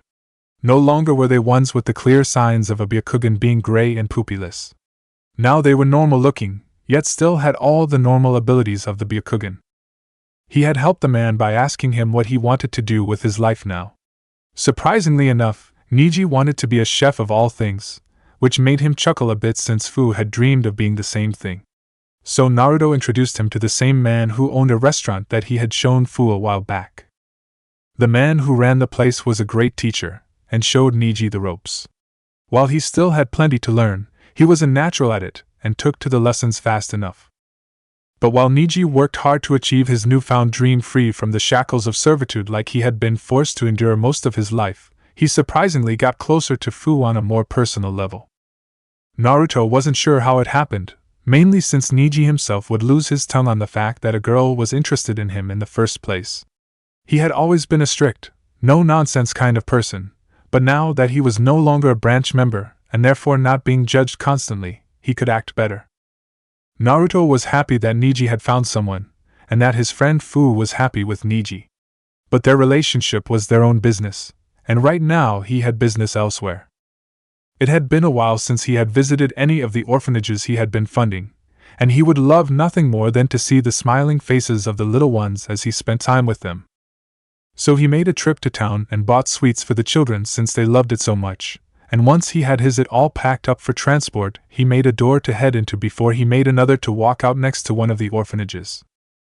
He always appeared outside of it, and never inside since he never wanted to frighten someone inside with a randomly appearing door.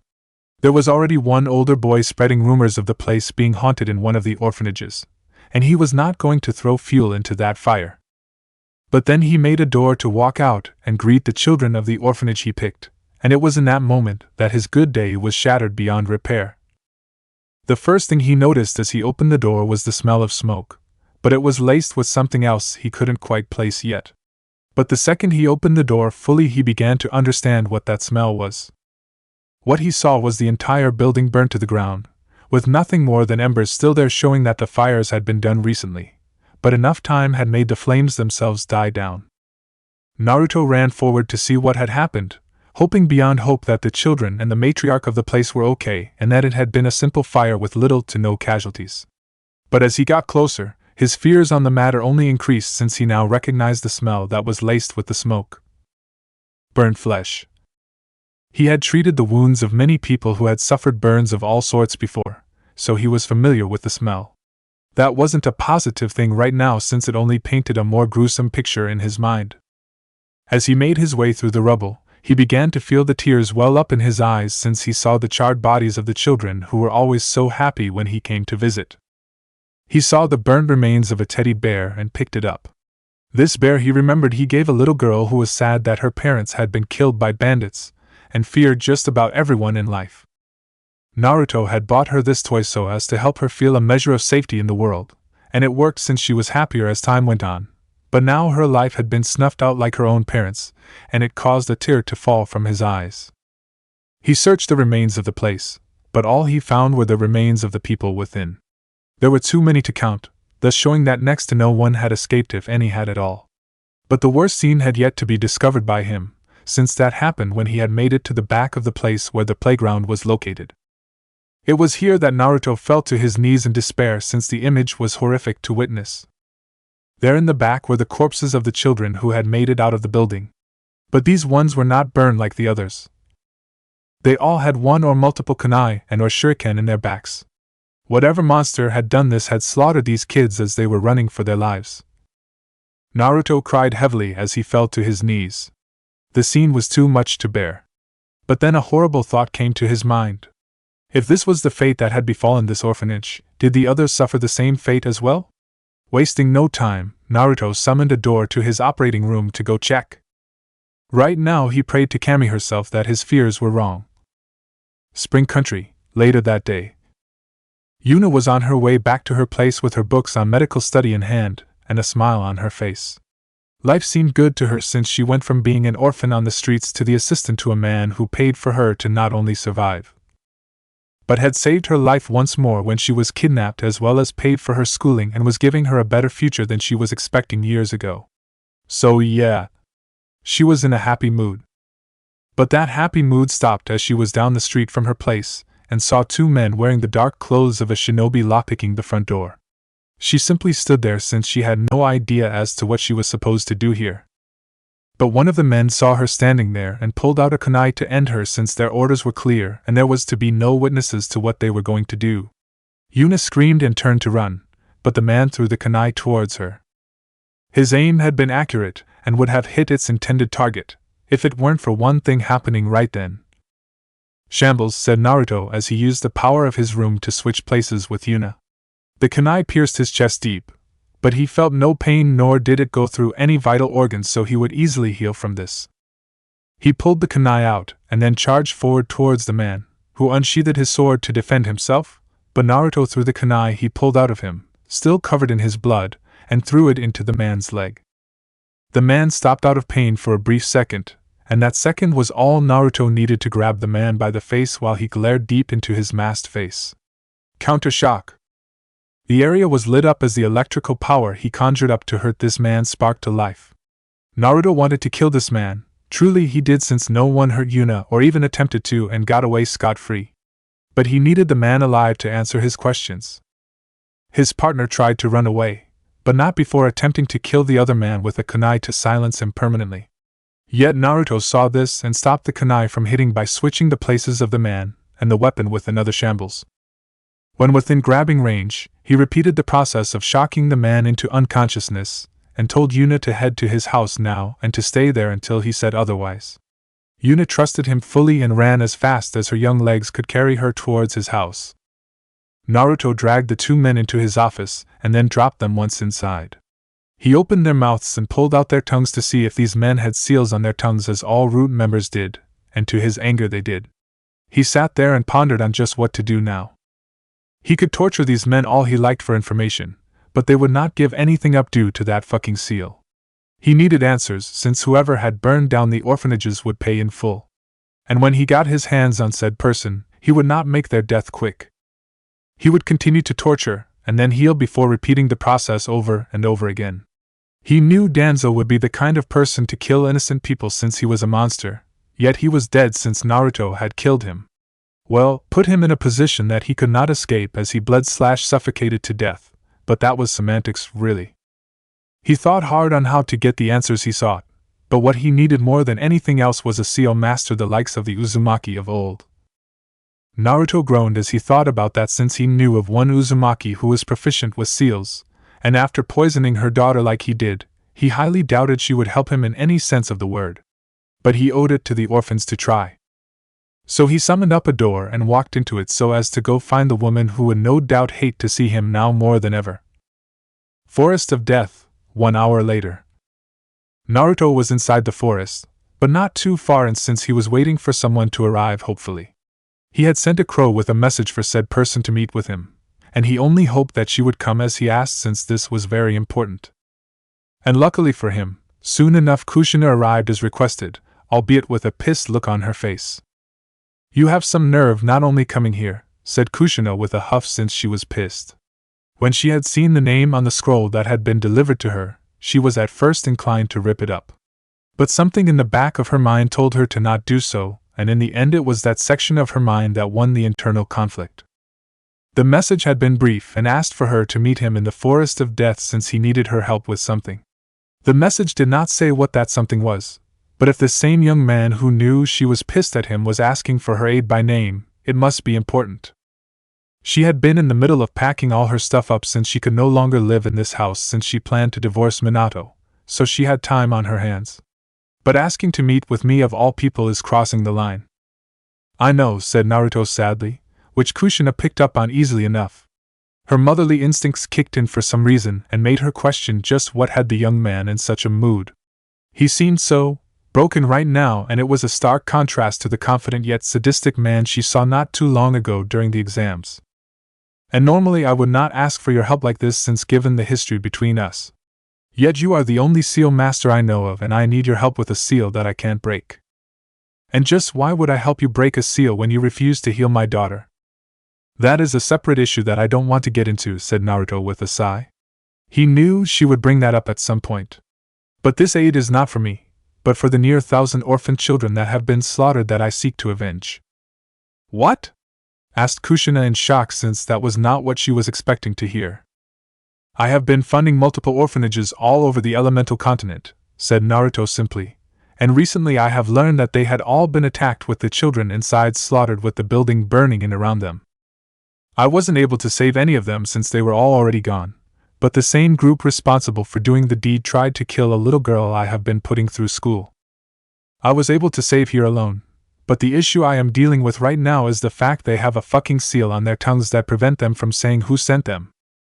Seals on their tongues, said Kushina in thought as she heard about shinobi with them in the past. Like Danzo's root shinobi? Not like his root shinobi, corrected Naruto with a bit of a snarl. It wasn't aimed at her in the slightest, but at the fact that a shadowy organization that literally did so many horrific things to get their way was that he was so sure he had eliminated entirely was still around to do such horrific things still. They are root shinobi. If that is the case, said Kushina, since in her mind it made sense who sent them since she knew Danzo was a monster and wouldn't be affected by such atrocities. Then you should already know who sent them. It's not that simple, pointed out Naruto, since I killed Danzo a while back. So now I need to know who sent these men when their leader has been dead for a while. Danzo is dead, asked Kushina in surprise. She always knew that the elderly man would die from his actions, but to hear it had actually happened was still shocking. Yes, said Naruto with a simple nod of his head, the same girl who I just saved? He had her kidnapped in a vain attempt to try and blackmail me into serving him, basically threatening to kill her unless I did what he asked. His plan didn't work as expected though, since I flipped the script on him and ended not only his life but what I assumed was his entire army. But apparently I missed some. Said Kushina in thought since like Naruto, she was stumped as to who was running their group now that Danzo was dead. The man was stubborn as well as greedy, so he was not one to share power or just about anything at all now that she thought about it. He was the kind of person who would make it so his organization would not function without him, so there was no possibility of betrayal. So how is someone running his organization in his stead? So I am asking you to help me with this one thing only, said Naruto with a passive wave of his hand, not for me, but the children. I'll help you, said Kushina, but Naruto saw she was going to make stipulations to their agreement.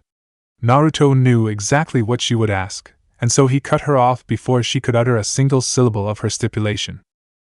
No, said Naruto harshly, but firmly. No what? Asked Kushina in confusion. I know you were going to demand that I heal Naruko in payment for your help, so I simply said no since I won't do it. Then I won't help you with the seals, said Kushina with authority in her voice. In her mind she had what Naruto needed most of all right now, and she would use this information as leverage to get him to heal her. Fine then, said Naruto as he summoned up a door and began to walk towards it. I'll just have to find another seal master that will. Wait! Shouted Kushina in shock that Naruto had basically foregone any sort of negotiations towards healing Naruko even though she had the skills he needed to the point he sought her out. Is your hatred for my daughter just so great that you would not bargain the thing you need the most for her health? Yes, said Naruto plain and simply as he stopped a few feet from his door. Why won't you heal her? demanded Kushina, who was literally losing it at this point. As a mother, she wanted her daughter healed so she could learn the mistakes of her past and become a better person for it. Why are you so stubborn? Stubborn? Asked Naruto with a raised eyebrow as he turned his head to look at Kushina from the side. Alright Kushina, you convinced me. I'll heal Naruko. Started Kushina before Naruto held up his hand to silence her gratitude towards him. I'll heal her if, and only if, you can tell me one time she genuinely showed kindness to anyone her own age that wasn't her group of clan heirs. And I'll know if you are lying, so go ahead and tell me. I'm all ears. Kushina was utterly speechless as she thought hard on what he had asked her to think about. She went years back to think of a moment where Naruko had been kind to someone, but it only just now dawned on her that she only hung around the other clan heirs. Hell, she even treated her own squad mate Sakura poorly now that she thought about it. And that is my point, said Naruto. You want me to heal a monster wearing human skin basically. But, said Kushina, but she was still too stumped to say much more. Your daughter got enjoyment from the suffering of others, said Naruto, with me being the first one she did it to. When I left, she did the same to others like me in the sense that people had no idea they even existed in the first place. How do you know this? Asked Kushina in genuine concern. My hatred towards her became a bit obsessional over the years, said Naruto as an explanation, and so I learned enough about her over the years. She hurt 4 others who the village would not miss along with her friends. She felt no remorse for what she had done, and 3 of them committed suicide due to the pain. The 4th one they killed by injuring him so severely and leaving him there. His parents were too poor to afford the proper care for his injuries, so he died from internal bleeding in that alley. But she didn't care since they were nobodies in the eyes of the people. Kushina at this point was crying since she had no clue that her daughter was such a monster like Naruto said. While there was still a part of her mind that said that he was lying to her, the logical portion of her mind was telling her that he wasn't. He had basically told her about her own husband's faithlessness, so she was inclined to believe that his words rang true about her daughter. Apparently whatever monstrous tendencies he had were passed down to their daughter, and it hurt to see the truth. So I don't care what you offer, said Naruto with a snarl, be it money, power, or some rare material the likes I have never seen before. I will never heal such a monster to continue her sick ways on another. So now that you know the truth on the matter, I will take my leave and seek help from another proficient enough in seals. Wait! Shouted Kushina once more as she wiped the tears from her eyes. What is it now? Said Naruto with a roll of his eyes. Time is a bit of a factor here and I need to find a seal master ASAP. I'll help you, said Kushina calmly. Really? Said Naruto with a raised eyebrow since he genuinely did not expect this. He thought that Kushina would be in a bit of a funk when faced with the truth of just how monstrous her family really was. He had told her the truth about Naruko so she would move past this given her daughter was a terrible person and not worth all the tears when she caused an equal amount of pain to those who didn't deserve it. It had taken plenty of detective work, as well as the aid of his crows to find the files and such, but he was able to piece the puzzle together since he himself had suffered like their victims had, so he knew their methods as well as their tactics. Yes, said Kushina as she walked towards the door, but I'm not doing this for you. You basically killed my daughter, and I will never forgive you for that. I just want to make sure that whoever is responsible for the death of so many innocent children is not able to do it again. That is all I wanted, said Naruto as he opened the door for her, and for what it's worth, I'm sorry things played out the way they did. No parent should suffer like this, but when you make a habit of enjoying the misery of another, it never ends well. Kushina simply nodded since he spoke the truth on the matter, and then entered the door towards their destination. The next day, Naruto was sitting at his desk with a fat stack of scrolls piled on it. He was sitting there contemplating on what exactly to write as a message to the world. He was trying to compose himself, but it was hard with the things he had learned, with the rage behind it literally keeping him awake all night long. Haku had picked up on this easily and left him alone since she was afraid of what he would do to her if he directed that amount of concentrated rage towards her. Kushina had been a massive help by making a counter to the seal on the root shinobi's tongues, and once it was off, Naruto had gone to work to make them spill their secrets. The good thing about his abilities was he could hurt people past the realms of fatally and keep them alive as he did it. So after a few hours of breaking those men apart both metaphorically as well as literally, he got the answers he sought.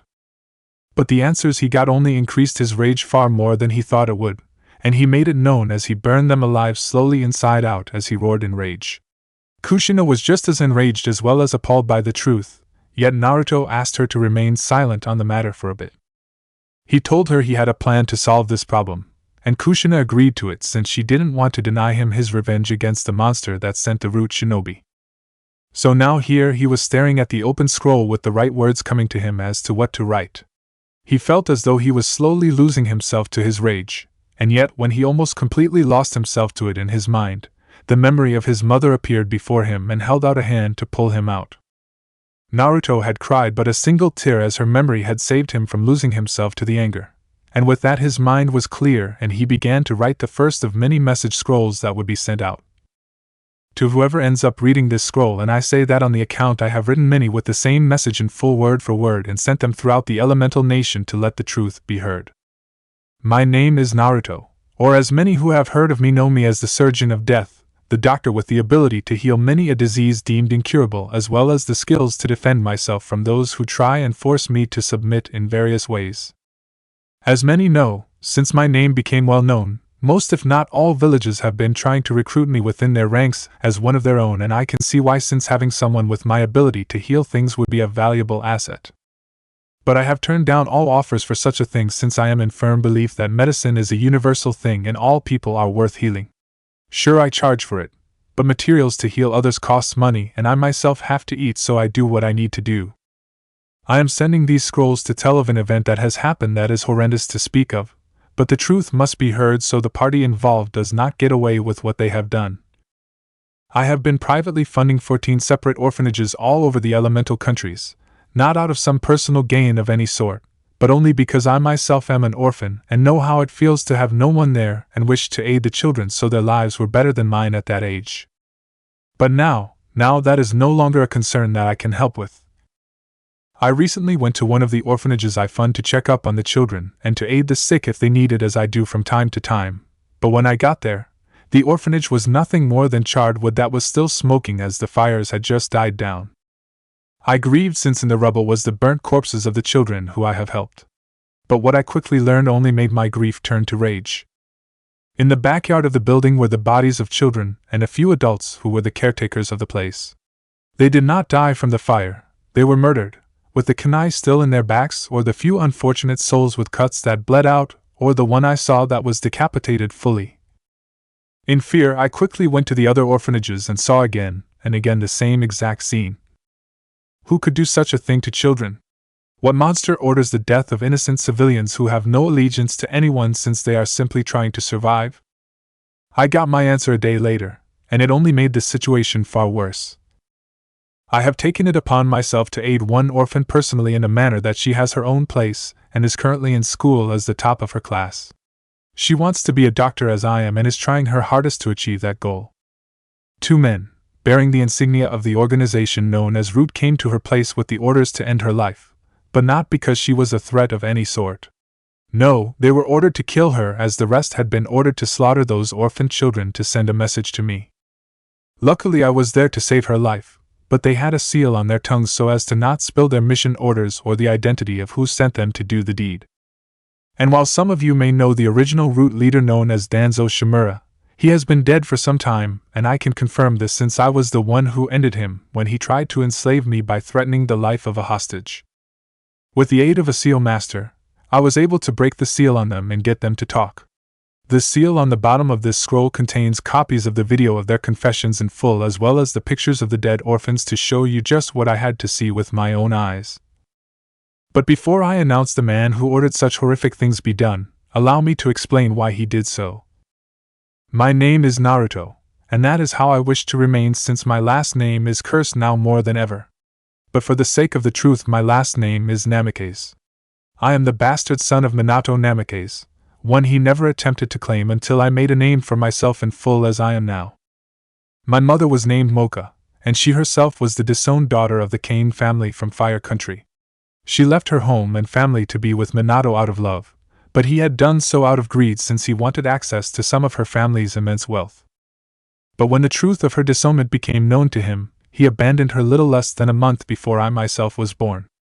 My mother had known no other life than that of a noble, and so she struggled to make ends meet as she supported me.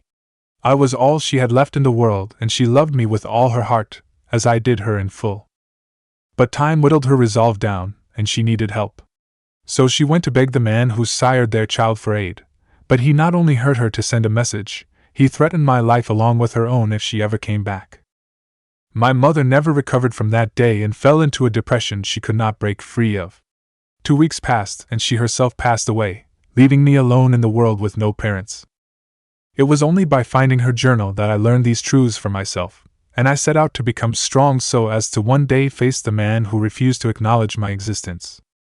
But he tried to ruin my future by signing paperwork that forever forbid me from entering the Shinobi Academy out of fear that I would be discovered by those he did not want to know about me, namely his own family that he started elsewhere, one that any who know of him know about since it is public knowledge. So I left the village and set out to become as I am now. And soon after my name became known, there have been countless attempts by Konoha forces to force me into their service. Yet no matter what they sent, I did not submit. Multiple route ambushes, multiple Yamanaka clan member attempts to bend my mind to forced subservience, and now this. The man who ordered this tragedy was none other than Minato Namikaze himself. I swore vengeance years ago for making my life a living hell by not aiding me and sabotaging my attempts to become something. And I let him know this personally as he tried in vain to get me to join Konoha in the belief that the Yamanaka he had delved into my mind had succeeded in his task. But when he learned it failed, he got violent, and nearly tried to use force once more, but stayed his hand given the numerous connections I have all over would only be a major hindrance to the village if angered.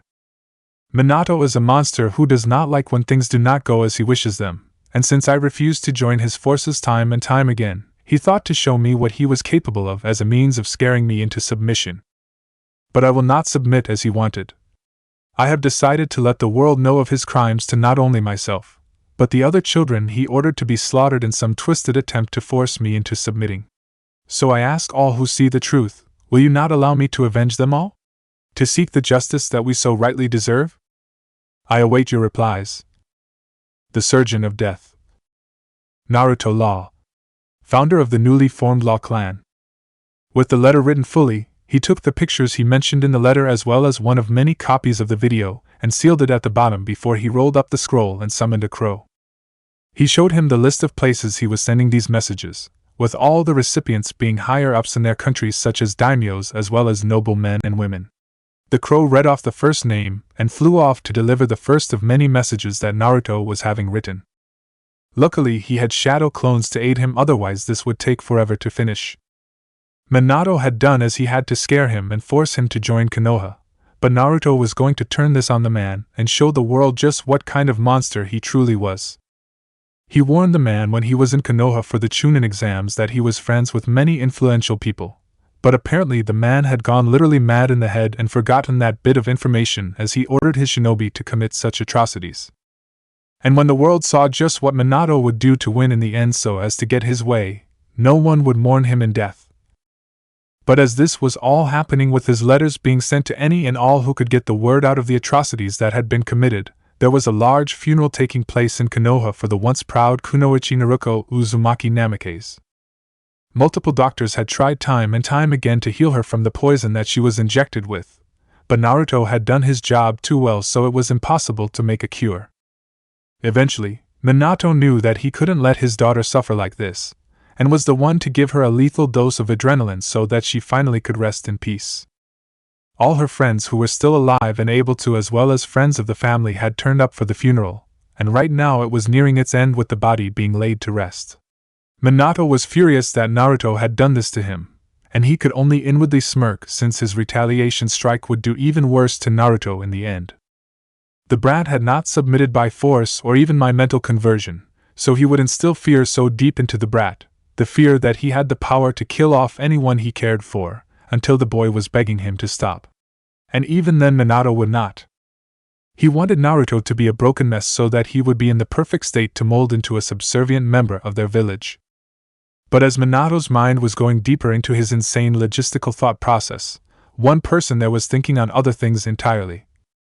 Jiraiya was a sage, one who had been told by his summons years ago about a prophecy that involved a student of his becoming the key to either the survival or the destruction of the shinobi way itself. It mentioned an Uzumaki who contained the kyubi would be trained by him, but now that Naruko was dead, it seemed like the prophecy was dead along with her, and would never come to fruition. He had not told anyone about this since he feared what others would do with this information, since people could be greedy and try to warp it for their own gain, but he was not like that. Sure, he peeped on women and was a massive pervert, yet that was honestly the worst thing about him. He thought big picture here and wanted to see what the future held with the prophecy itself being fulfilled, yet now that would no longer be possible.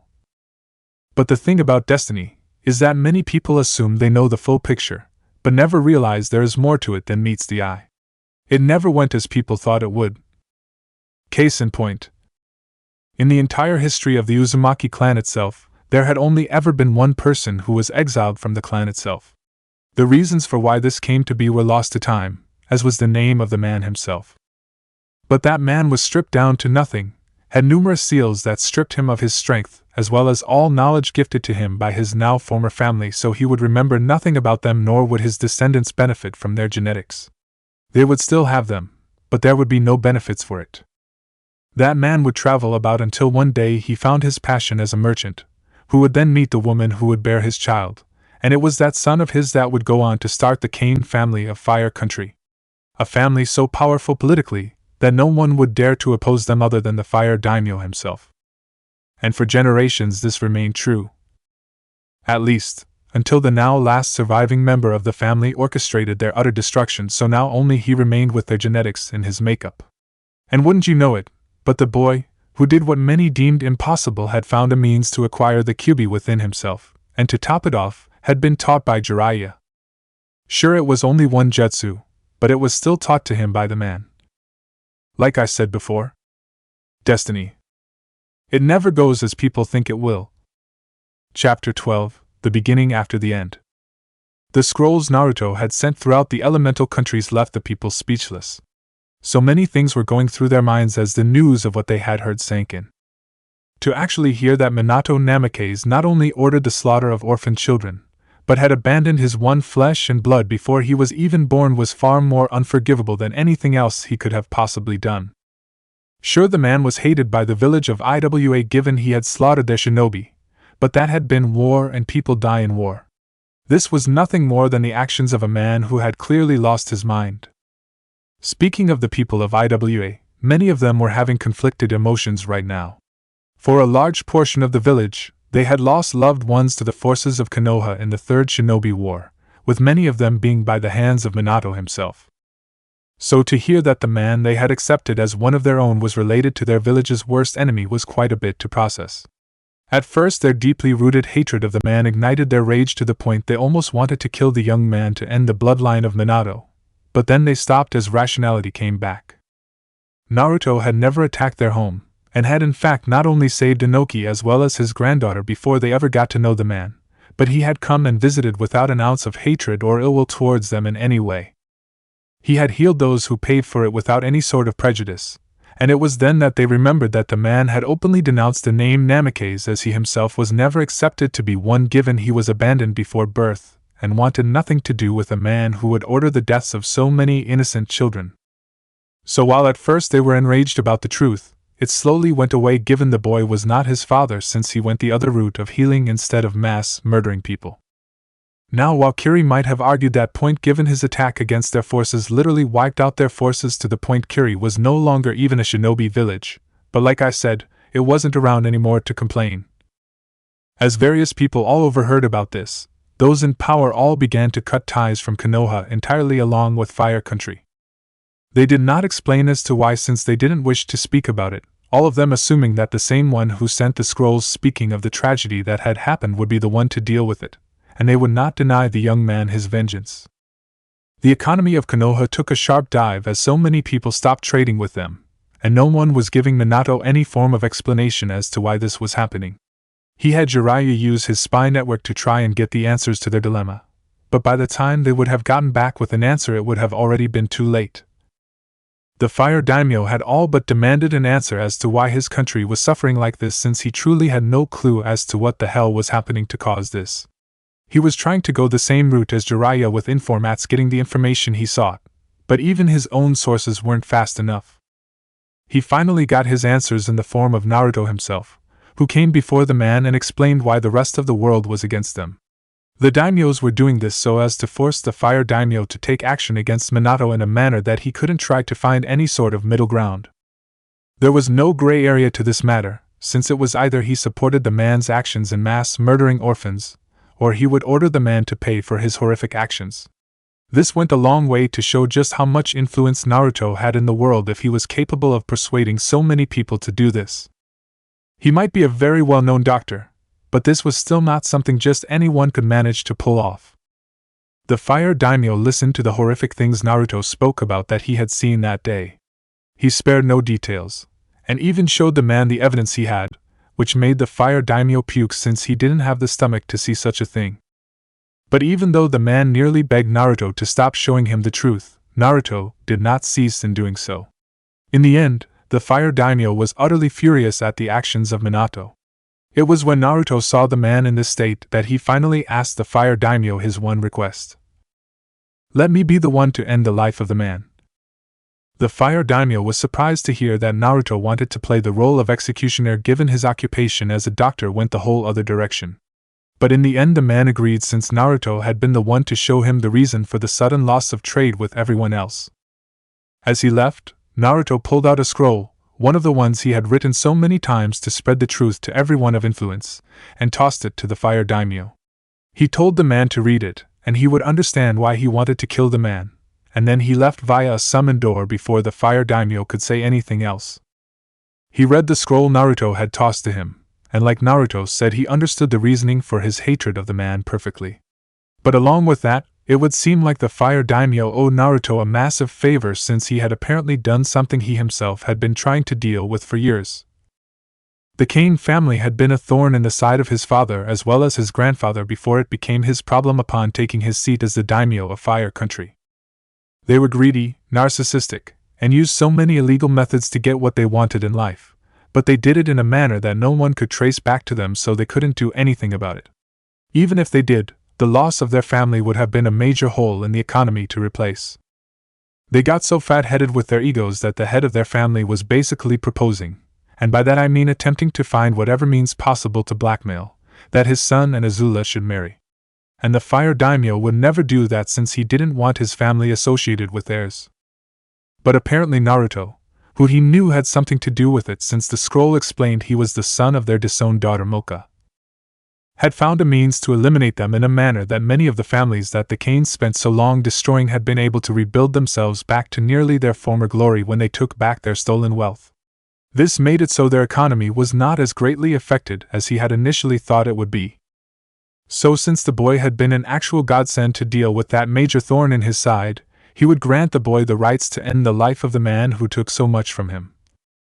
So with that in mind, the fire daimyo called his guards and left for Konoha personally to see to it that the man was imprisoned until said time where Naruto could deal with him.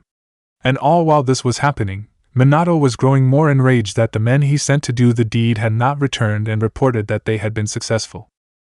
They were children for Kami's sake, so how hard was it to kill them?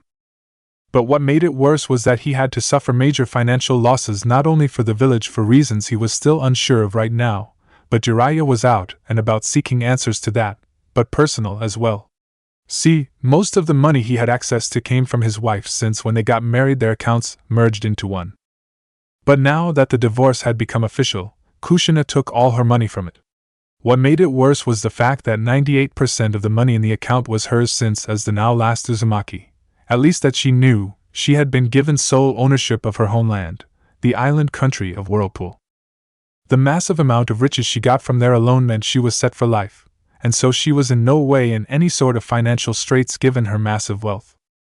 Minato had actually tried to talk to her, to try and patch things up between the two of them somehow, but she would always glare at him and just refuse to talk to him.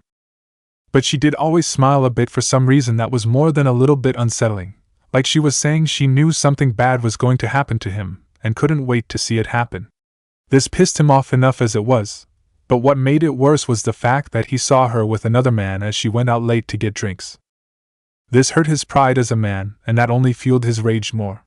This only played into his already cracked sanity, and he was waiting for his remaining root members to return so as to use them to eliminate any and all people Kushina decided to date.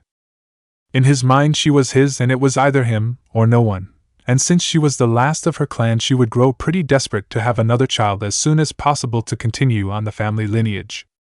But as he was forming so many plans in his mind to get his now ex-wife to come crawling back to him, one of his scouts came in and told him that the fire daimyo was on his way and was about a day's ride away from the village.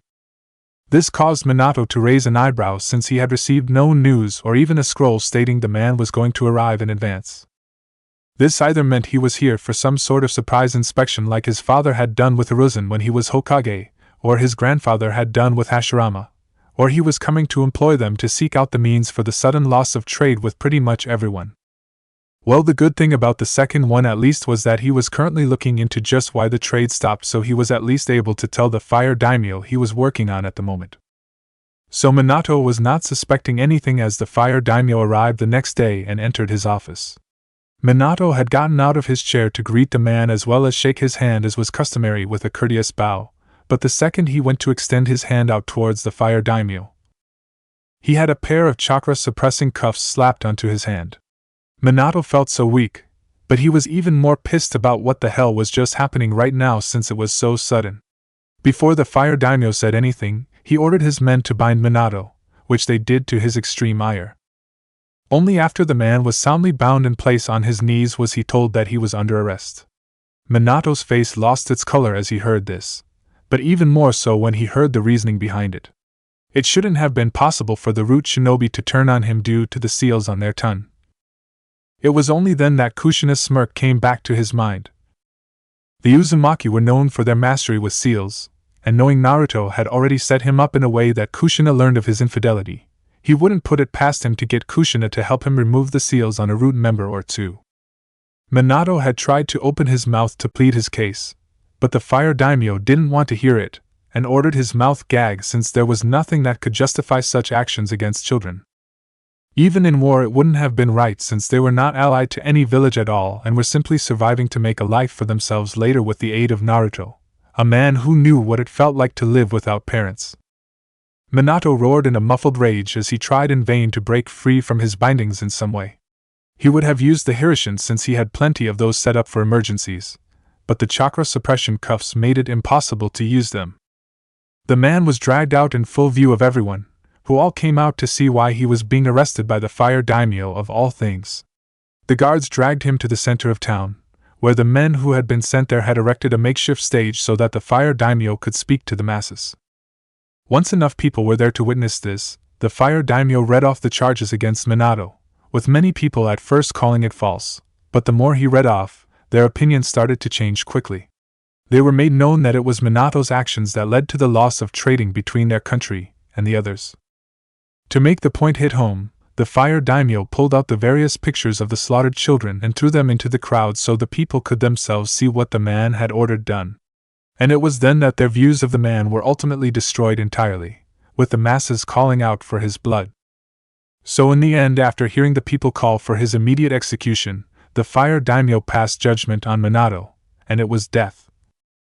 Minato's eyes opened wide in horror that he had lost the second to last thing he had in the form of his public image like this. And as he was being dragged away towards the prison cell he would be staying in until the time of his execution, he saw Kushina smirking at him in the crowd and angrily roared as loud as his muffled mouth could at her. But as he did that, something came back to his mind. The letter had ended with the lines, "I have taken one out of the three things you care for the most from you, and I assure you that the second is not far behind. And soon enough, the third will be gone as well." His eyes opened wide once more in understanding. Naruto had known he would go off the deep end and do something drastic to try and force him into submission. He had been waiting for it to happen so as to expose him and turn the people against him like this. And like the idiot he was, he had fallen for the trap once more, and now he was going to pay the price for it. Days later, word spread far as well as fast all through the elemental continent about Minato's arrest as well as the fire daimyo decree that the man would be executed. Many people were happy to hear this since after the things they had heard or seen via the pictures Naruto had sent out, the man deserved it, and it was only bad that he could only die once. If it were at all possible to make him suffer more than that, it would have been done, but what could you do? The date of the man's execution was set, with many of those people who hated Minato for one reason or another all flocking towards Konoha to personally see the man die. It had been a long time coming in their books, but it would be so worth it. But while they were all doing that, Naruto had been sent a letter personally from the Fire Daimyo, expressing his sincere apologies about what had befallen him as well as the children he had done so much for. The scroll had the date of the man's execution set, and Naruto smirked since the day had finally come where he could end a man who had thought him so worthless or at least a tool to be made subservient when he actually became something. Naruto then immediately aided the man who brought the note to him since the man had basically been running near non-stop and seemed like he was about to fall over dead. After about 20 minutes of medical attention, the man was right as rain and was able to go back without the fear of suffering a heart attack. But Naruto did tell him to quit the heavy smoking since it was what was messing with his lungs and would lead to problems later if he didn't. Sure, Naruto had a smoke now and again, but that was far in between as well as to calm nerves. Heavy smokers did it because of addiction. He didn't suffer that given his blood filtered the nicotine, so he didn't get the side effects. But now the day had come for Minato's execution, and so he went home and got Haku, who wanted to see this as well given she now knew the truth of his past. She wanted to be there so as to support him in this defining moment of his life, and with a quick kiss on the lips, she showed that she would always be there for him. Naruto had smiled as the two of them exited the door and walked towards the front gates of Konoha. An hour later, Minato was taken from his cell roughly towards the arena where his execution was to take place, all the while he wanted to struggle but lacked the energy to do so since while locked away in his cell he had been given nothing to drink or eat to keep his strength up.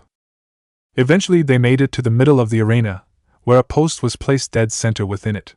There he was bound to with his hands behind his back, and he was able to see the many people who had come to watch him die today. Many of the faces in the crowd he did not know, but a few he did, like Inoki himself along with the Reikage himself.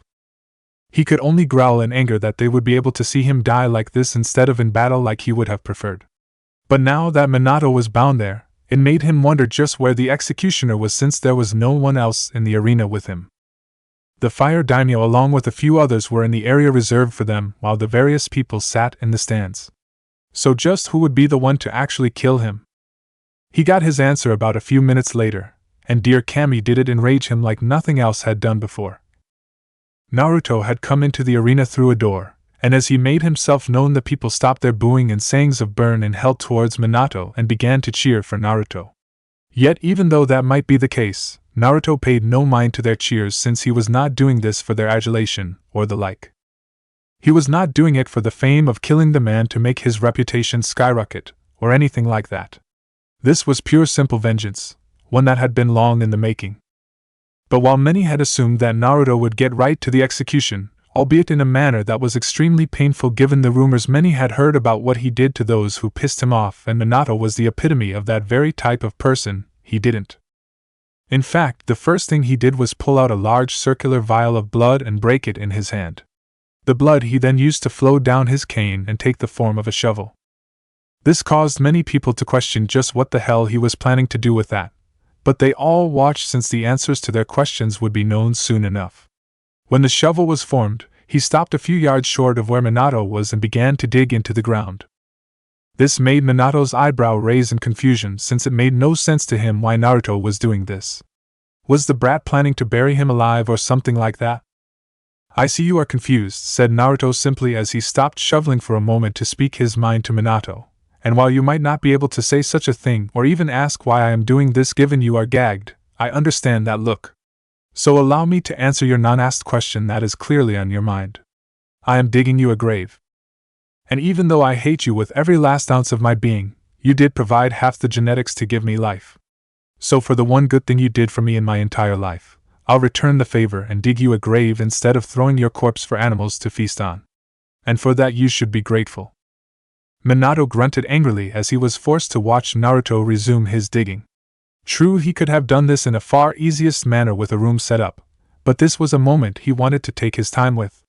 The man was going to die anyway no matter what happened, so why rush it? It took a few minutes, but eventually he finished digging the hole and jumped out before absorbing the blood that he had used to make the shovel. The dirt was filtered out since it couldn't enter the pores, and then he spat it back into another vial that was the same he had crushed to get the blood. Well, said Naruto with a look of seriousness on his face, here we are at this point of time. I have to say you truly surprised me with your actions by ordering so many lives snuffed out like that. While I had known you would do something in retaliation, I had no idea just how much of one you planned to commit. I just have to ask, why?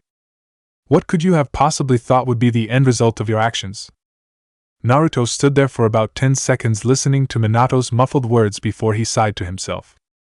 Well, I can't quite get the answers I seek with you gagged now, can I? Said Naruto before he twitched his finger a bit. The wire connected to that gloved finger easily cut the side of the gag, so Minato was finally able to spit it out and speak his mind. Do you have any idea? Started Minato, but he wasn't able to say any more since Naruto held out his hand and was using multiple wires to constrict Minato's throat so he could not speak. If all you are going to do is throw out insults or statements of me doing what I shouldn't have done because of your vain reasons like the cliché villain you are, said Naruto, all while not losing his look of seriousness since this was not a joking matter, then I am not going to let you speak since I neither care nor do I want to hear it. He then retracted the wires from the man's throat, which led to Minato coughing since he couldn't really breathe when they were wrapped around his throat like that. So skipping all the hate-filled dialogue between us, said Naruto since he wanted to keep this conversation short and to the point, why did you order the deaths of so many children? What could you possibly think would be the end result? I wanted to make you suffer, laughed Minato weakly, since you have done so much and ruined so many of the plans I had in motion. Then to top it off you killed my daughter. So you think that your daughter's life is worth nearly 1,000 children? Asked Naruto with a raised eyebrow. You're damn right I do, shouted Minato in rage. At this point he didn't care to silence himself on the matter since he was already sentenced to death. What else could they do to him? My daughter was a prodigy of a kunoichi. Those little brats were worthless.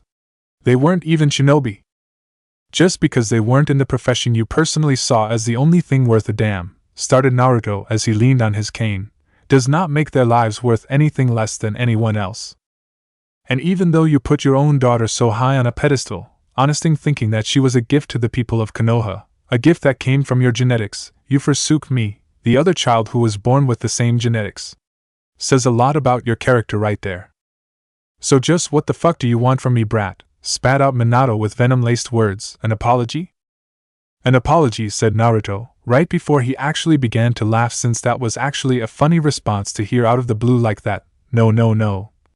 If I wanted that, Minato, I wouldn't have done even a fraction of the things I did to you. Funny how you saw me as worthless, yet I still managed to kill your daughter. Goes to show that your judgment sucks big time, and I would tell you to work on that, but you aren't going to live past today, so that advice would be moot. So what exactly do you want from me? Asked Minato since he just wanted this to end already. If he was going to be killed, then just kill him already. Well, that is quite simple to explain, said Naruto as he walked forward and put down a scroll as well as a vial of bluish-orange liquid in front of Minato, and then stepped away from him. You see, I had initially planned to just kill you and be done with it, but as a man with an inquisitive mind I found myself in the perfect situation to answer a hypothetical question that has been in my mind for years. And just what the hell could be swirling around in that mind of yours? Asked Minato sarcastically since to be honest he didn't really care to hear it. My question was who was stronger between the two of us, said Naruto simply, since both of us have done so much stuff to earn a reputation that makes us feared within the shinobi system, with the only discernible difference being that I myself am not a shinobi. So what I want to do is fight you at your peak performance right here and now so that I can get the answer to my question. And what if I don't wish to dance to your tune? Spat out Minato. Come on, said Naruto with a chuckle, a man with your ego? You are the type of person who wanted to go out in a fight, not like this. So why not have a fight to the death like I am offering? At least this way you have a chance to kill me, other than dying on your knees like the dog that you are. Minato looked at Naruto with all the rage he could muster showing in his eyes. I am going to take the murderous look in your eyes as a yes, said Naruto with a chuckle, so I am going to cut you loose and you will drink the vial in front of you. It isn't poison or the like since that would defeat the purpose of me fighting you. It will heal you back to your pristine condition so you can fight me without excuse at your full power, while the scroll I put there is the kunai you used to make such a name for yourself. Can't fight the yellow flash if he is unable to use his signature weapon now, can I? Naruto then swiped down with his hand, and the wires cut the ropes that bound Minato to the post as well as shredded the pole itself into splinters. Minato fell forward weak since he was still so from lack of food and water. While his first thought was to throw the vial away to spite Naruto, he couldn't deny he was too weak right now to be much of a threat to anyone. So with reluctance, he uncorked the vial and tipped his head back to drink the contents of it. As soon as he chugged it down, he began to cough in pain as he felt as though his body was on fire.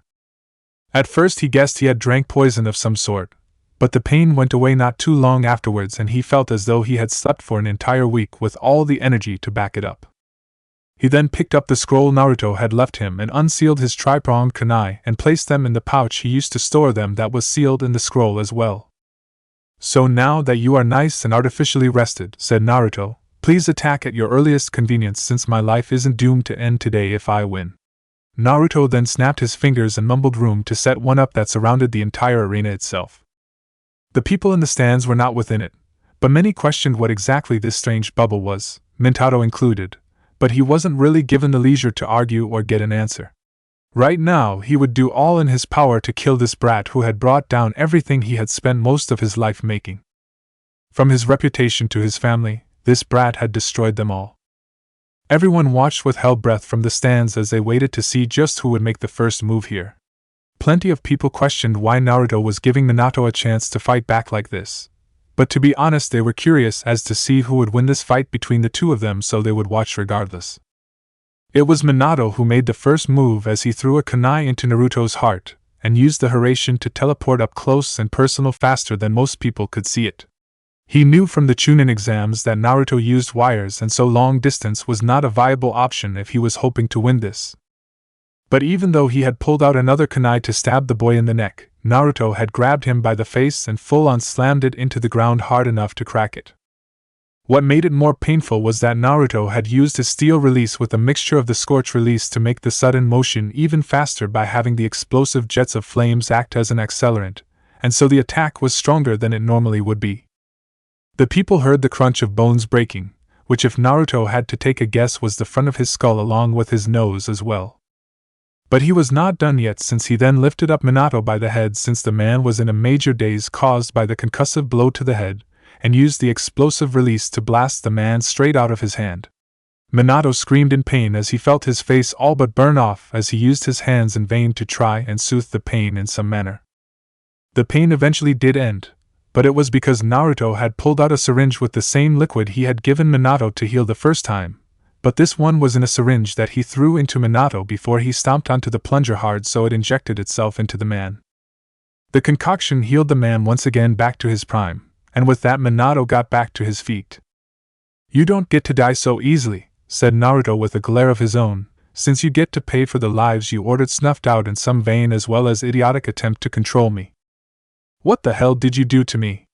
Asked Minato as he was understandably confused as to how he was healed like he was all of a sudden.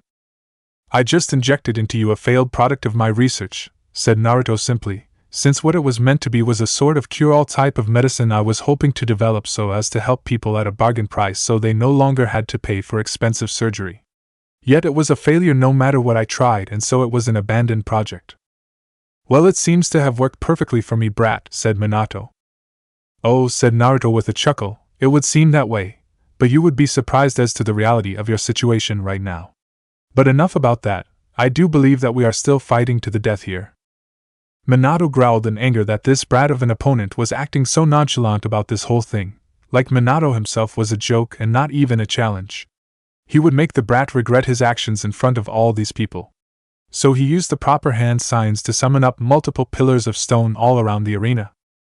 Once they had sprouted out, he threw the majority of his tri-pronged kunai into the air so that they landed all over. This way he could be sporadic in his use of the Hiraishin, and Naruto wouldn't be able to see where he was coming from. Minato then smirked as he teleported to one of his kunai and quickly saw that he was in the perfect position to strike. So he took the initiative and pounced from the side of the pillar he was on to strike him in the back. But to his shock, Naruto easily dodged his attack as well as the few punches and the kicks that followed. Naruto then grabbed the man's foot on that last kick and used his explosive release to blow it off so that Minato was left with nothing more than a bloody stump now. Of course the man yelled in pain, but his leg was blown up so it was understandable to all who saw this. Naruto pulled out another syringe and plunged it into Minato, who growled before disappearing once again via Hiraishin. The man needed to think up a proper plan to end the life of this brat, but there were so many unknown variables that were working against him right now that he didn't quite know how to do it. Like right now, he had no idea that Naruto was summoning up his own blood that was pooling down his cane towards the skull at the end. Once there, he formed it into the scythe he liked to use and swung it in a full 360 degrees, slicing all the pillars at the base and causing them to tip over. Minato struggled to find balance here with the majority of the arena being in disarray with the rubble. But as he struggled to find steady footing, he did notice Inoki as well as A in the crowd close to one another. If he was going to die, he might as well end the life of his old rivals as well, so he pulled out an explosive kunai that had been in his pouch to throw at them. Yet he never was given the chance since his body was grabbed by Naruto's wires and pulled down to the ground hard. Yet he never hit the ground since Naruto slammed his steel-skinned fist into the man's chest hard to the point his ribs were all but shattered from the impact. The man went flying towards the wall and hit it hard as he vomited blood, but when he had gone flying, he had dropped his explosive kunai that Naruto picked up and threw it into Minato's chest before detonating it. Quite a few people actually puked as they saw the man's chest blown open to the point that they could see his organs as they began to spill out. Yet once again Naruto stopped the man from dying by injecting him with the same concoction he had already 3 times. Minato's screams could be heard by everyone as he felt his body reset itself from the inside, which was painful beyond description. After about 3 minutes of painful regeneration, Minato looked at Naruto. But while there was still the murderous rage that had never left them since the beginning of this fight, there was a trace amount of fear now that Naruto clearly saw. The man had tried to kill him and failed to do so twice now. And not only that, but he had basically been killed with that last attack and was only alive due to Naruto's intervention for reasons he was not quite sure of right now. Minato knew that with the current gear he had he would more than likely not win, so he needed to flee and prepare for his revenge. Sure, he would be labeled as a missing nin, but he was already marked for death, plus he was an SS rank threat in the bingo book so he knew he would manage for long enough. Just as long as he could end Naruto's life with his own hands he would be good. So with the mindset of trying to flee, he threw a kunai as far as he could outside the arena, or at least he tried to. "Tect," said Naruto with a smirk as he pointed towards Minato. The kunai stopped midair, turned around and then shot towards Minato who just barely managed to dodge it since while he was not expecting it, his instincts were still working fine. "Trying to run away, are you Minato?" TSK. To think that the man many fear so much to the point they flee from him is himself fleeing from an opponent. Oh, the irony. Naruto then pointed at Minato again. This time all the various tri-pronged kunai shot out of the rubble surrounding them towards Minato himself. The man tried to dodge them all, but he was unable to dodge them all since there were too many to do it successfully. The places he was pierced were all non-vital places so he would still live. He pulled them out of his body and prepared to try and use the Rasengan against the brat here and now, but even though he managed to conjure the jutsu into his hand, he then fell forward and began to cough hard as blood began to pool out of his mouth. "Oh goody," said Naruto with a clap of his hands, "it seems like the side effects are starting to get to you." "What have you done to me?" shouted Minato in pain before he puked blood.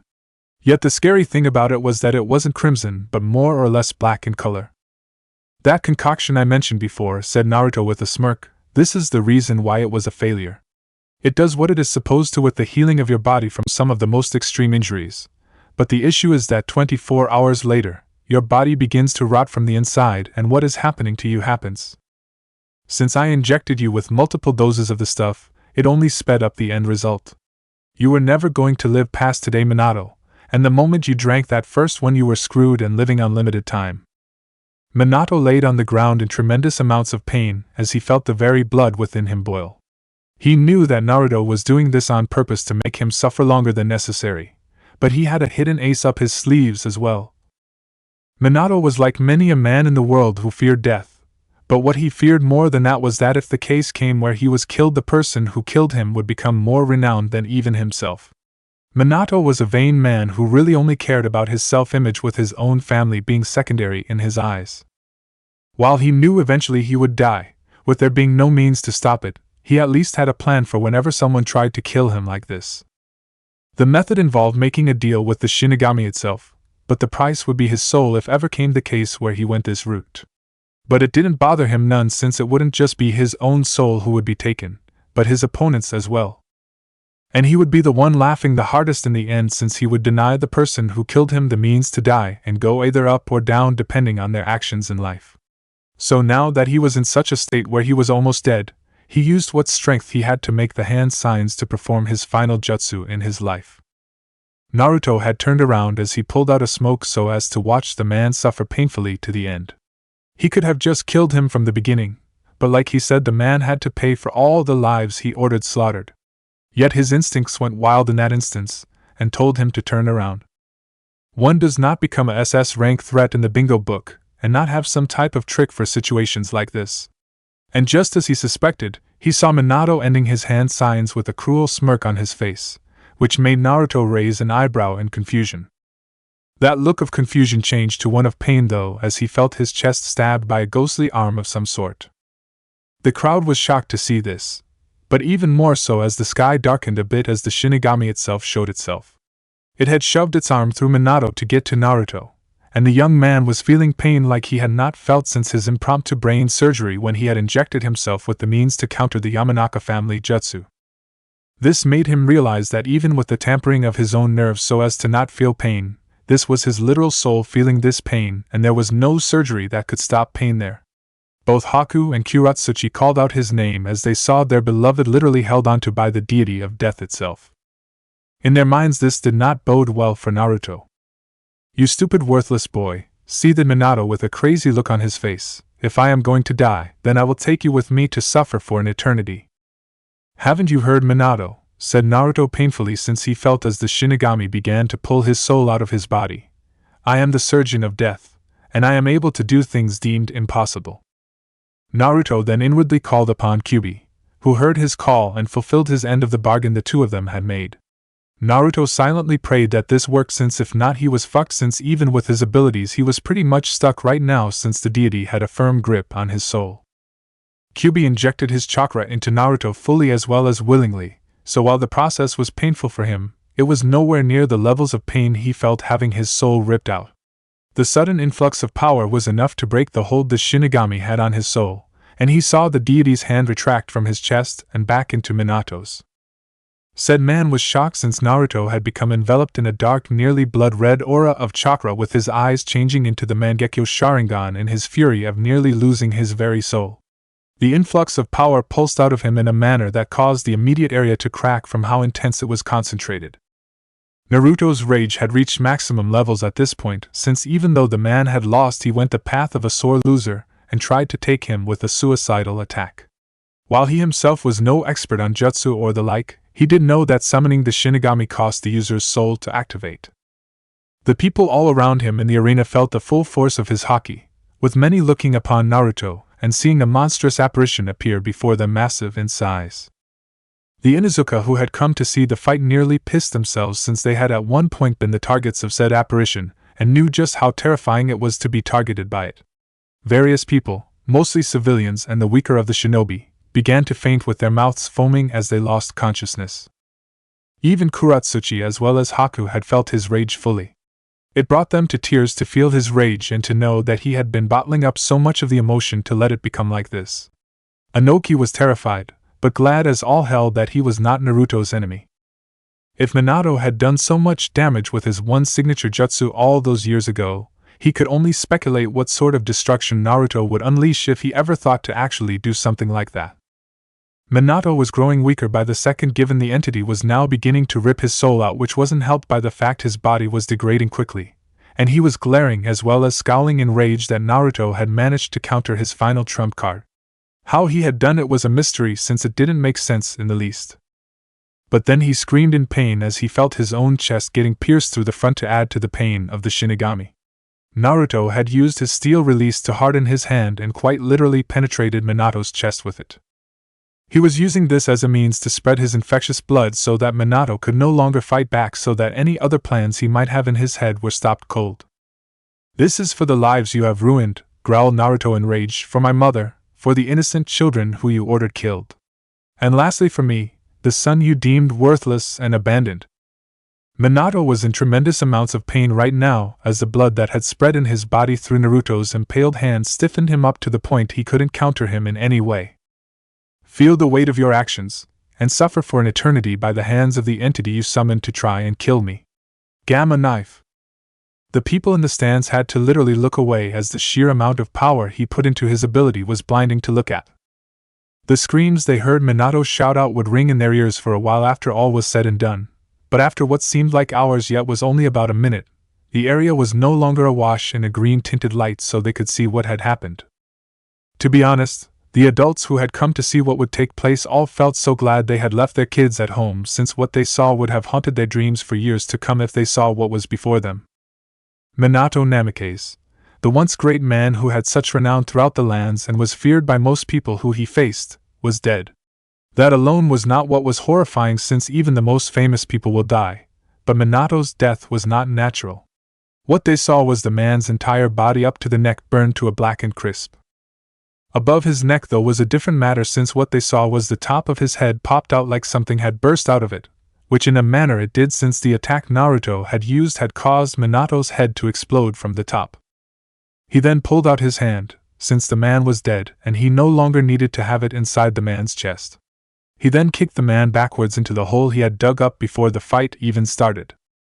To be honest, he hadn't noticed it was there, since there was rubble everywhere when he kicked the now deceased man, but it was like the gods had put him in the perfect spot. Minato's body fell in, with the lower portion of it collapsing like charcoal, leaving only the head in one relative piece. Naruto spat into the hole, then used his shambles to move the dirt back into the hole and compacted it so it was solid once more, like he hadn't dug up the earth in the first place. Naruto stood there for a minute as he dispelled the room he set up, so many emotions going on through his head, but in the end the tears began to fall from his eyes as the joy of completing his vengeance came to the forefront of it. So many years of planning had finally come to fruition, and it was all over now. "Our vengeance is complete, mother," laughed Naruto out loud to himself as he used a handkerchief to wipe the tears away. "May your soul now know peace." And with those words spoken, Naruto turned around and began to walk away from this place for the last time in his life, since he would never return after today, but he did stop as he began to leave. He knelt down and picked up his hat, which had gotten blasted off his head in the heat of battle, at what point he couldn't tell you since he himself didn't know. Epilogue. Years had passed from that day, the day where Naruto finally completed his revenge, and life had been good for the now elderly man of a doctor. He lay now on his deathbed at the very old age of 127 with a smile on his face, since he had lived a good life. He had taken proper care of his body to keep it living for so long, which shocked many in his family since he was so old. And as he lay there, he saw his life leading up to this point flashing before his eyes. After he personally killed Minato in such a gruesome manner, as he did in front of everybody, he had then left the arena since he had accomplished what he had set out to do. Minato was the last person on his list for vengeance against, and with his death he was now at peace with himself. So he left the village and returned once more to being the roaming nomadic doctor that he had been for a good chunk of his life. But even though he had completed what he had set out to do, things were happening in the elemental countries that would change them for the better. When Naruto had healed Nagato back into his prime, this had upset someone, as well as something, since it messed heavily with a plan they had for the man that required for him to remain powerful but in a weakened near-death state, so that they were nothing more than a glass cannon to use before discarding. Because he was no longer that way, the man hidden in the shadows known as Obito had tried to kill Nagato and steal the Rinnegan eyes he had. Obito failed though, since Nagato was far more powerful in his prime than Obito realized, given he only knew the man when he was stuck in his life support device. So after a hard-fought battle, Obito lay slain before Nagato, and with that Nagato reflected back on the words that Naruto had told him about advice for the future and actually saw the wisdom in it. So he disbanded the Akatsuki, which by this point only had about 2 other people, and began to improve AIM itself, which in time he succeeded alongside his future wife Konan. But while Obito had been slain, Zetsu had other plans and disappeared to try and complete them elsewhere. While Naruto had ended the life of Orochimaru, the man's assistant Kabuto still lived and continued right where his former master had left off. He was approached by Zetsu, and the two formed a partnership that would cause the various nations to join forces so as to fight against it. The two of them worked for 3 years, but in that time they formed an army of white Zetsu as well as the resurrected bodies of the most infamous, as well as powerful shinobi, as well as kunoichi that they could get their hands on. Kabuto in time unleashed this massive army upon the world, and it did serious damage to the surrounding towns before word spread of what they were dealing with. So a Kage summit was called, with the seat of Hokage now being taken by the legendary medic Nin Tsunade herself. To many who saw this from an outside point of view, it seemed strange that two highly skilled medical professionals would never meet every now and then, but strangely enough that was what happened. It was due to the fact that Tsunade remained in Fire Country while Naruto was a man who traveled all countries, so it was hard to pinpoint him like that. But it turned out there was another reason as well that only decreased the likelihood of their meeting up. Tsunade was a gambling addict as well as growing too old for her own tastes. While she was able to hide her real appearance with the signature jutsu that she used, it was always nagging the back of her mind that she was an old woman. While her gambling addiction was pretty intense, it was as she got older that it only got worse, but there was a reason for that. She had heard a rumor, one that interested her immensely, about a procedure that the surgeon of death himself knew that could restore one's youth. No one could either verify or deny this rumor, and people didn't know exactly where it originated from, but the rumor was there. Apparently the procedure was insanely expensive according to what she heard, but it worked perfectly. Tsunade, who at this point was desperate to recover her youth once more, had been gambling like crazy to raise the funds she needed to afford such a thing. And eventually she managed, through the grace of Kami herself she managed. Once she had the funds in hand, she all but ran off to find Naruto, and even then it took her several weeks before she heard he had an office in Spring Country and mentally screamed at herself that she had tried the hard way to find him instead of just going there. So she went to his office, spoke to the secretary that resided there, who was not Yuna anymore since the young lady had set out on her own now that she had finished her schooling to become a doctor, and so Naruto had sought out another who had been like Yuna in her youth, lost and alone on the streets, and offered them the position so as to have a place to call home. So the appointment was made, and eventually Naruto met with the woman, who all but demanded to know if the rumors she had heard were true about the restoration of one's youth. Naruto had laughed as she asked that, and said he could do such a thing, but only once. This was not true, but he wasn't going to let her know that so that in the future she would keep coming back. The amount of money he was charging for the procedure was no laughing matter, and people could get desperate enough to do countless illegal things to get the funds to live longer like that. He told her the price, which he had thought she had no way of paying, but then it was his turn to be shocked since she pulled out a scroll with just enough money to afford it. This was then preceded by Tsunade fuming over the fact her assistant Shizen also pulled out the amount needed to get the procedure done. She had refused to be the old lady of the group, so she wanted to get younger as well.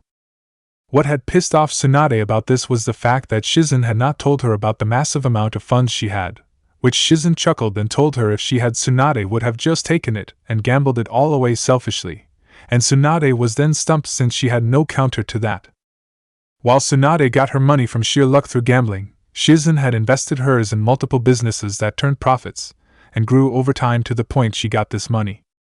So with the payment given, Naruto took genetic samples of both women, asked if they wanted any sort of modifications to their youthful appearance at no extra charge, which both nearly instantly said larger breast sizes, and then began the cloning process in his hidden room. He told them to come back in a month, which confused them since they thought it was like some sort of rare elixir or something like that, but now they had no idea what he was going to do.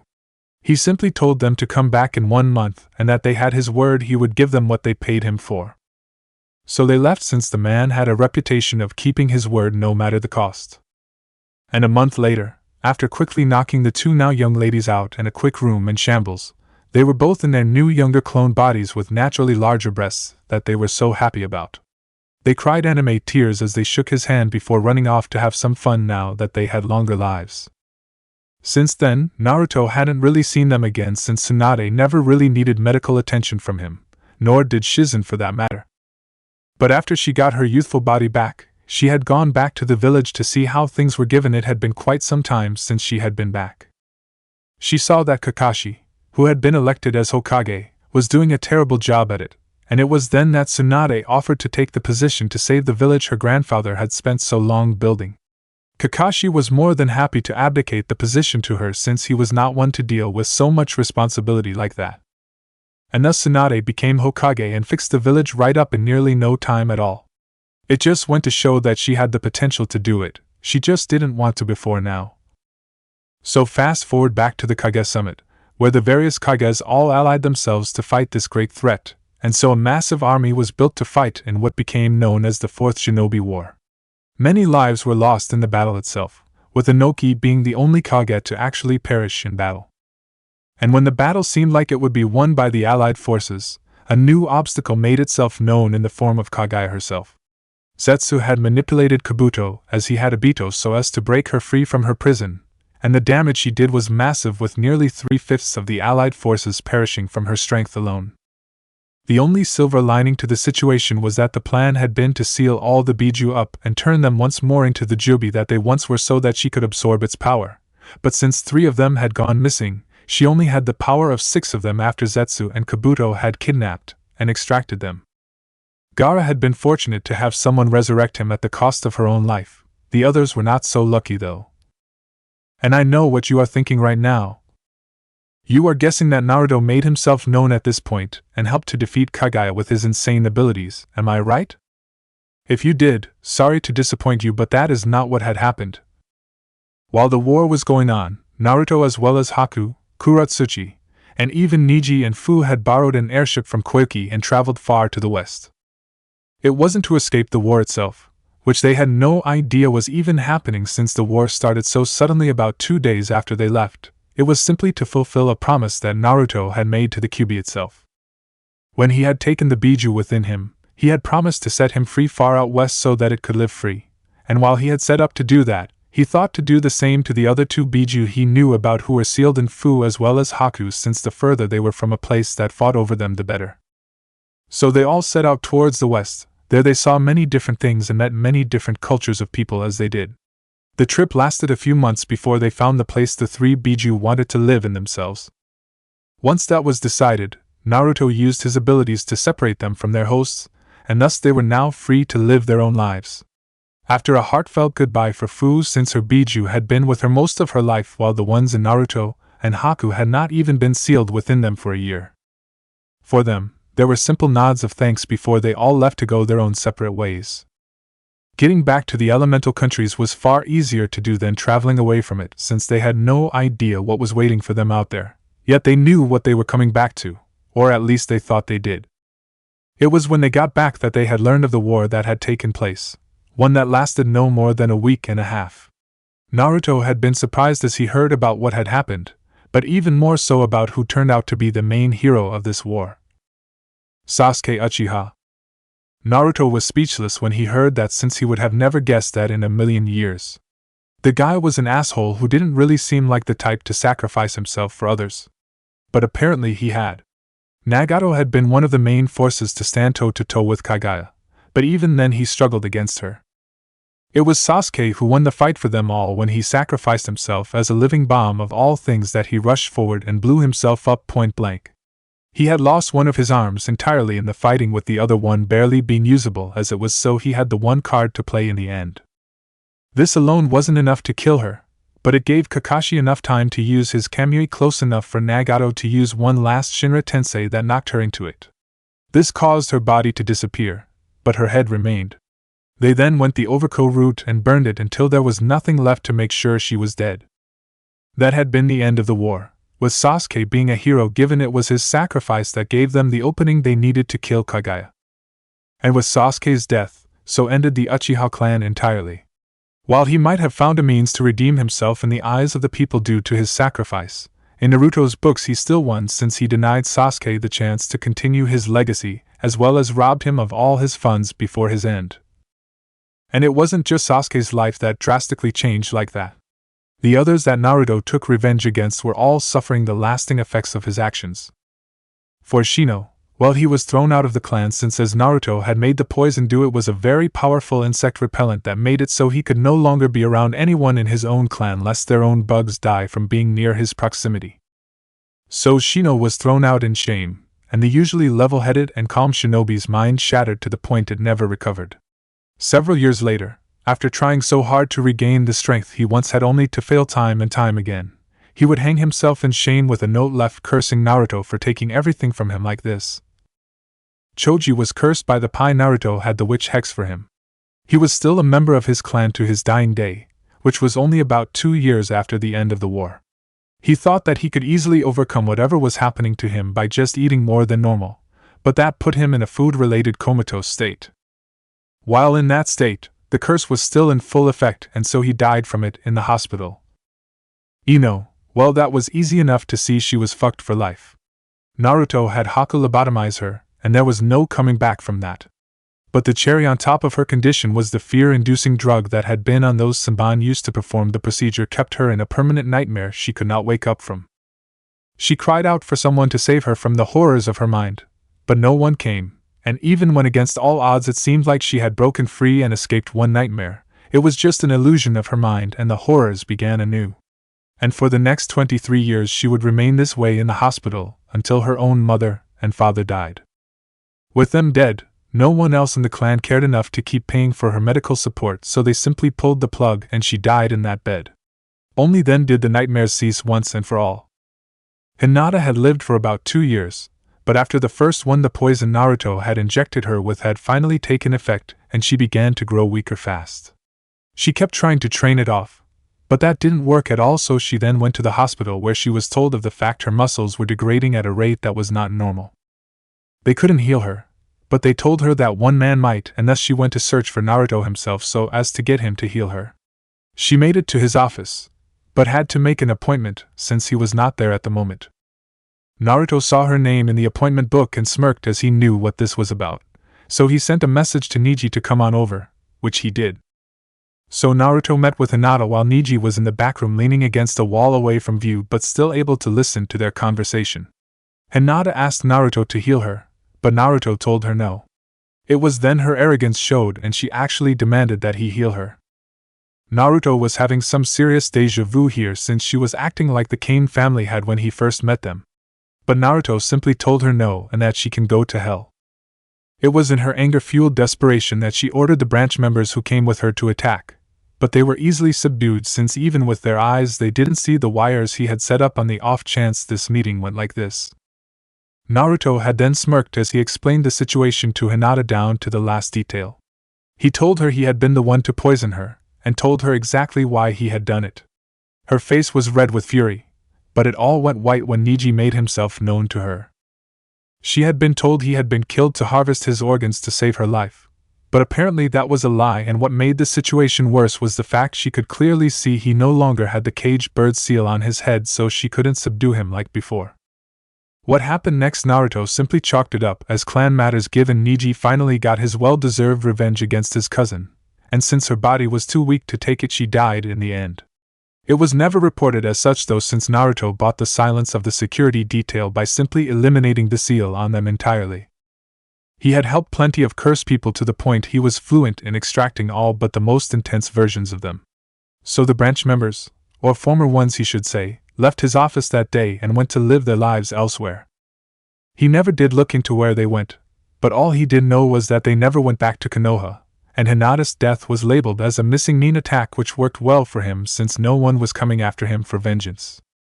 Out of all the clan heirs who still lived, Shikamaru was the only one who didn't get screwed over.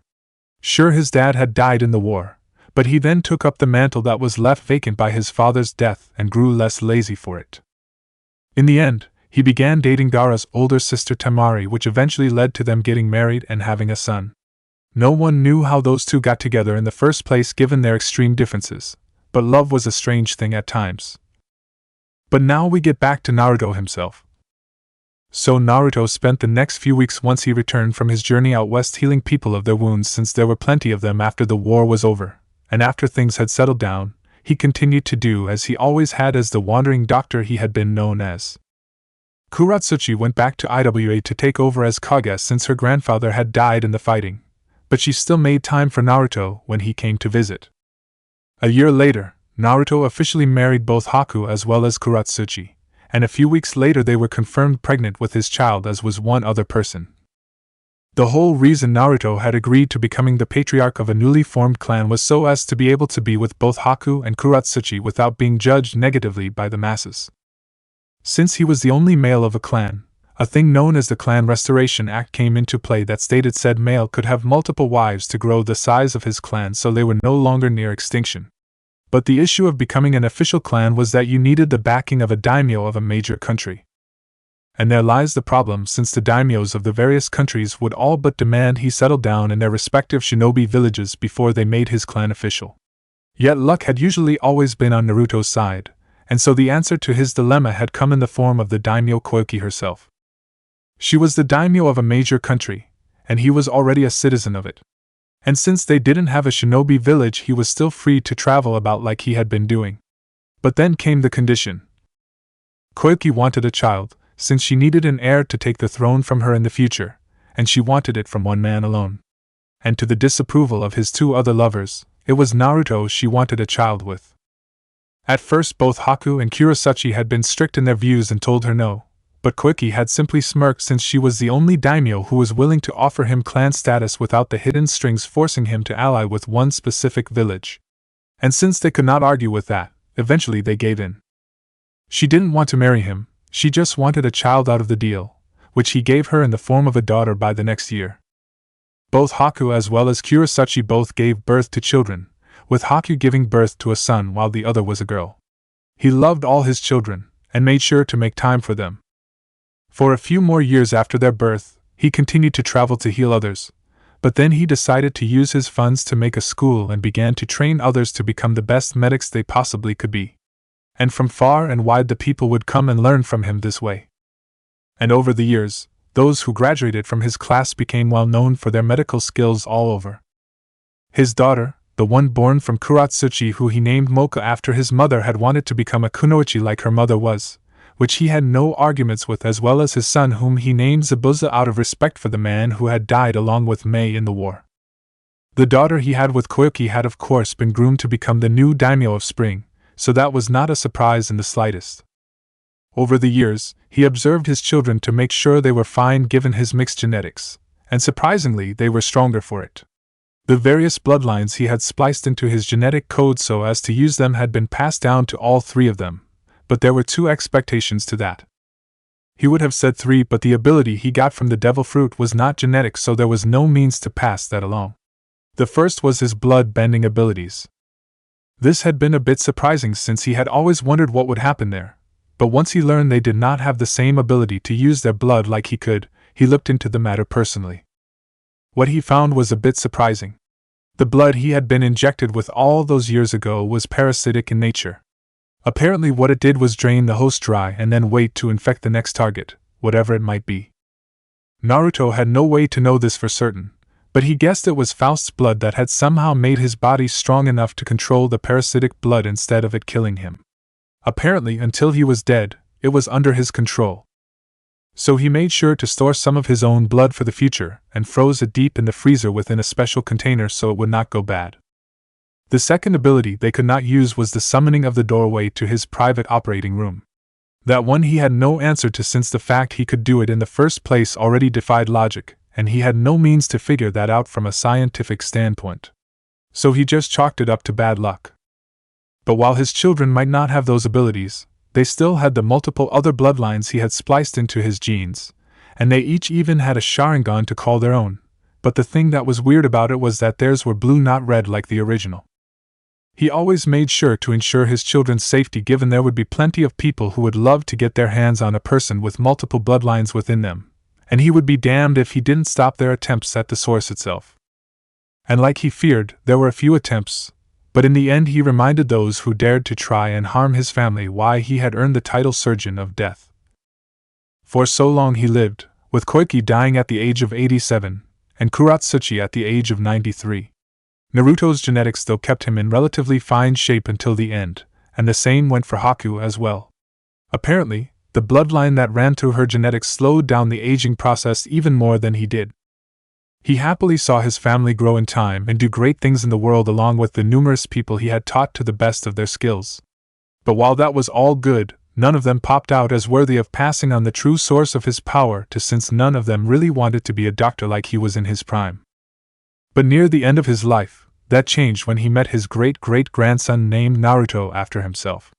The boy would sit there and listen to his stories of the past, and the adventures he had been on himself.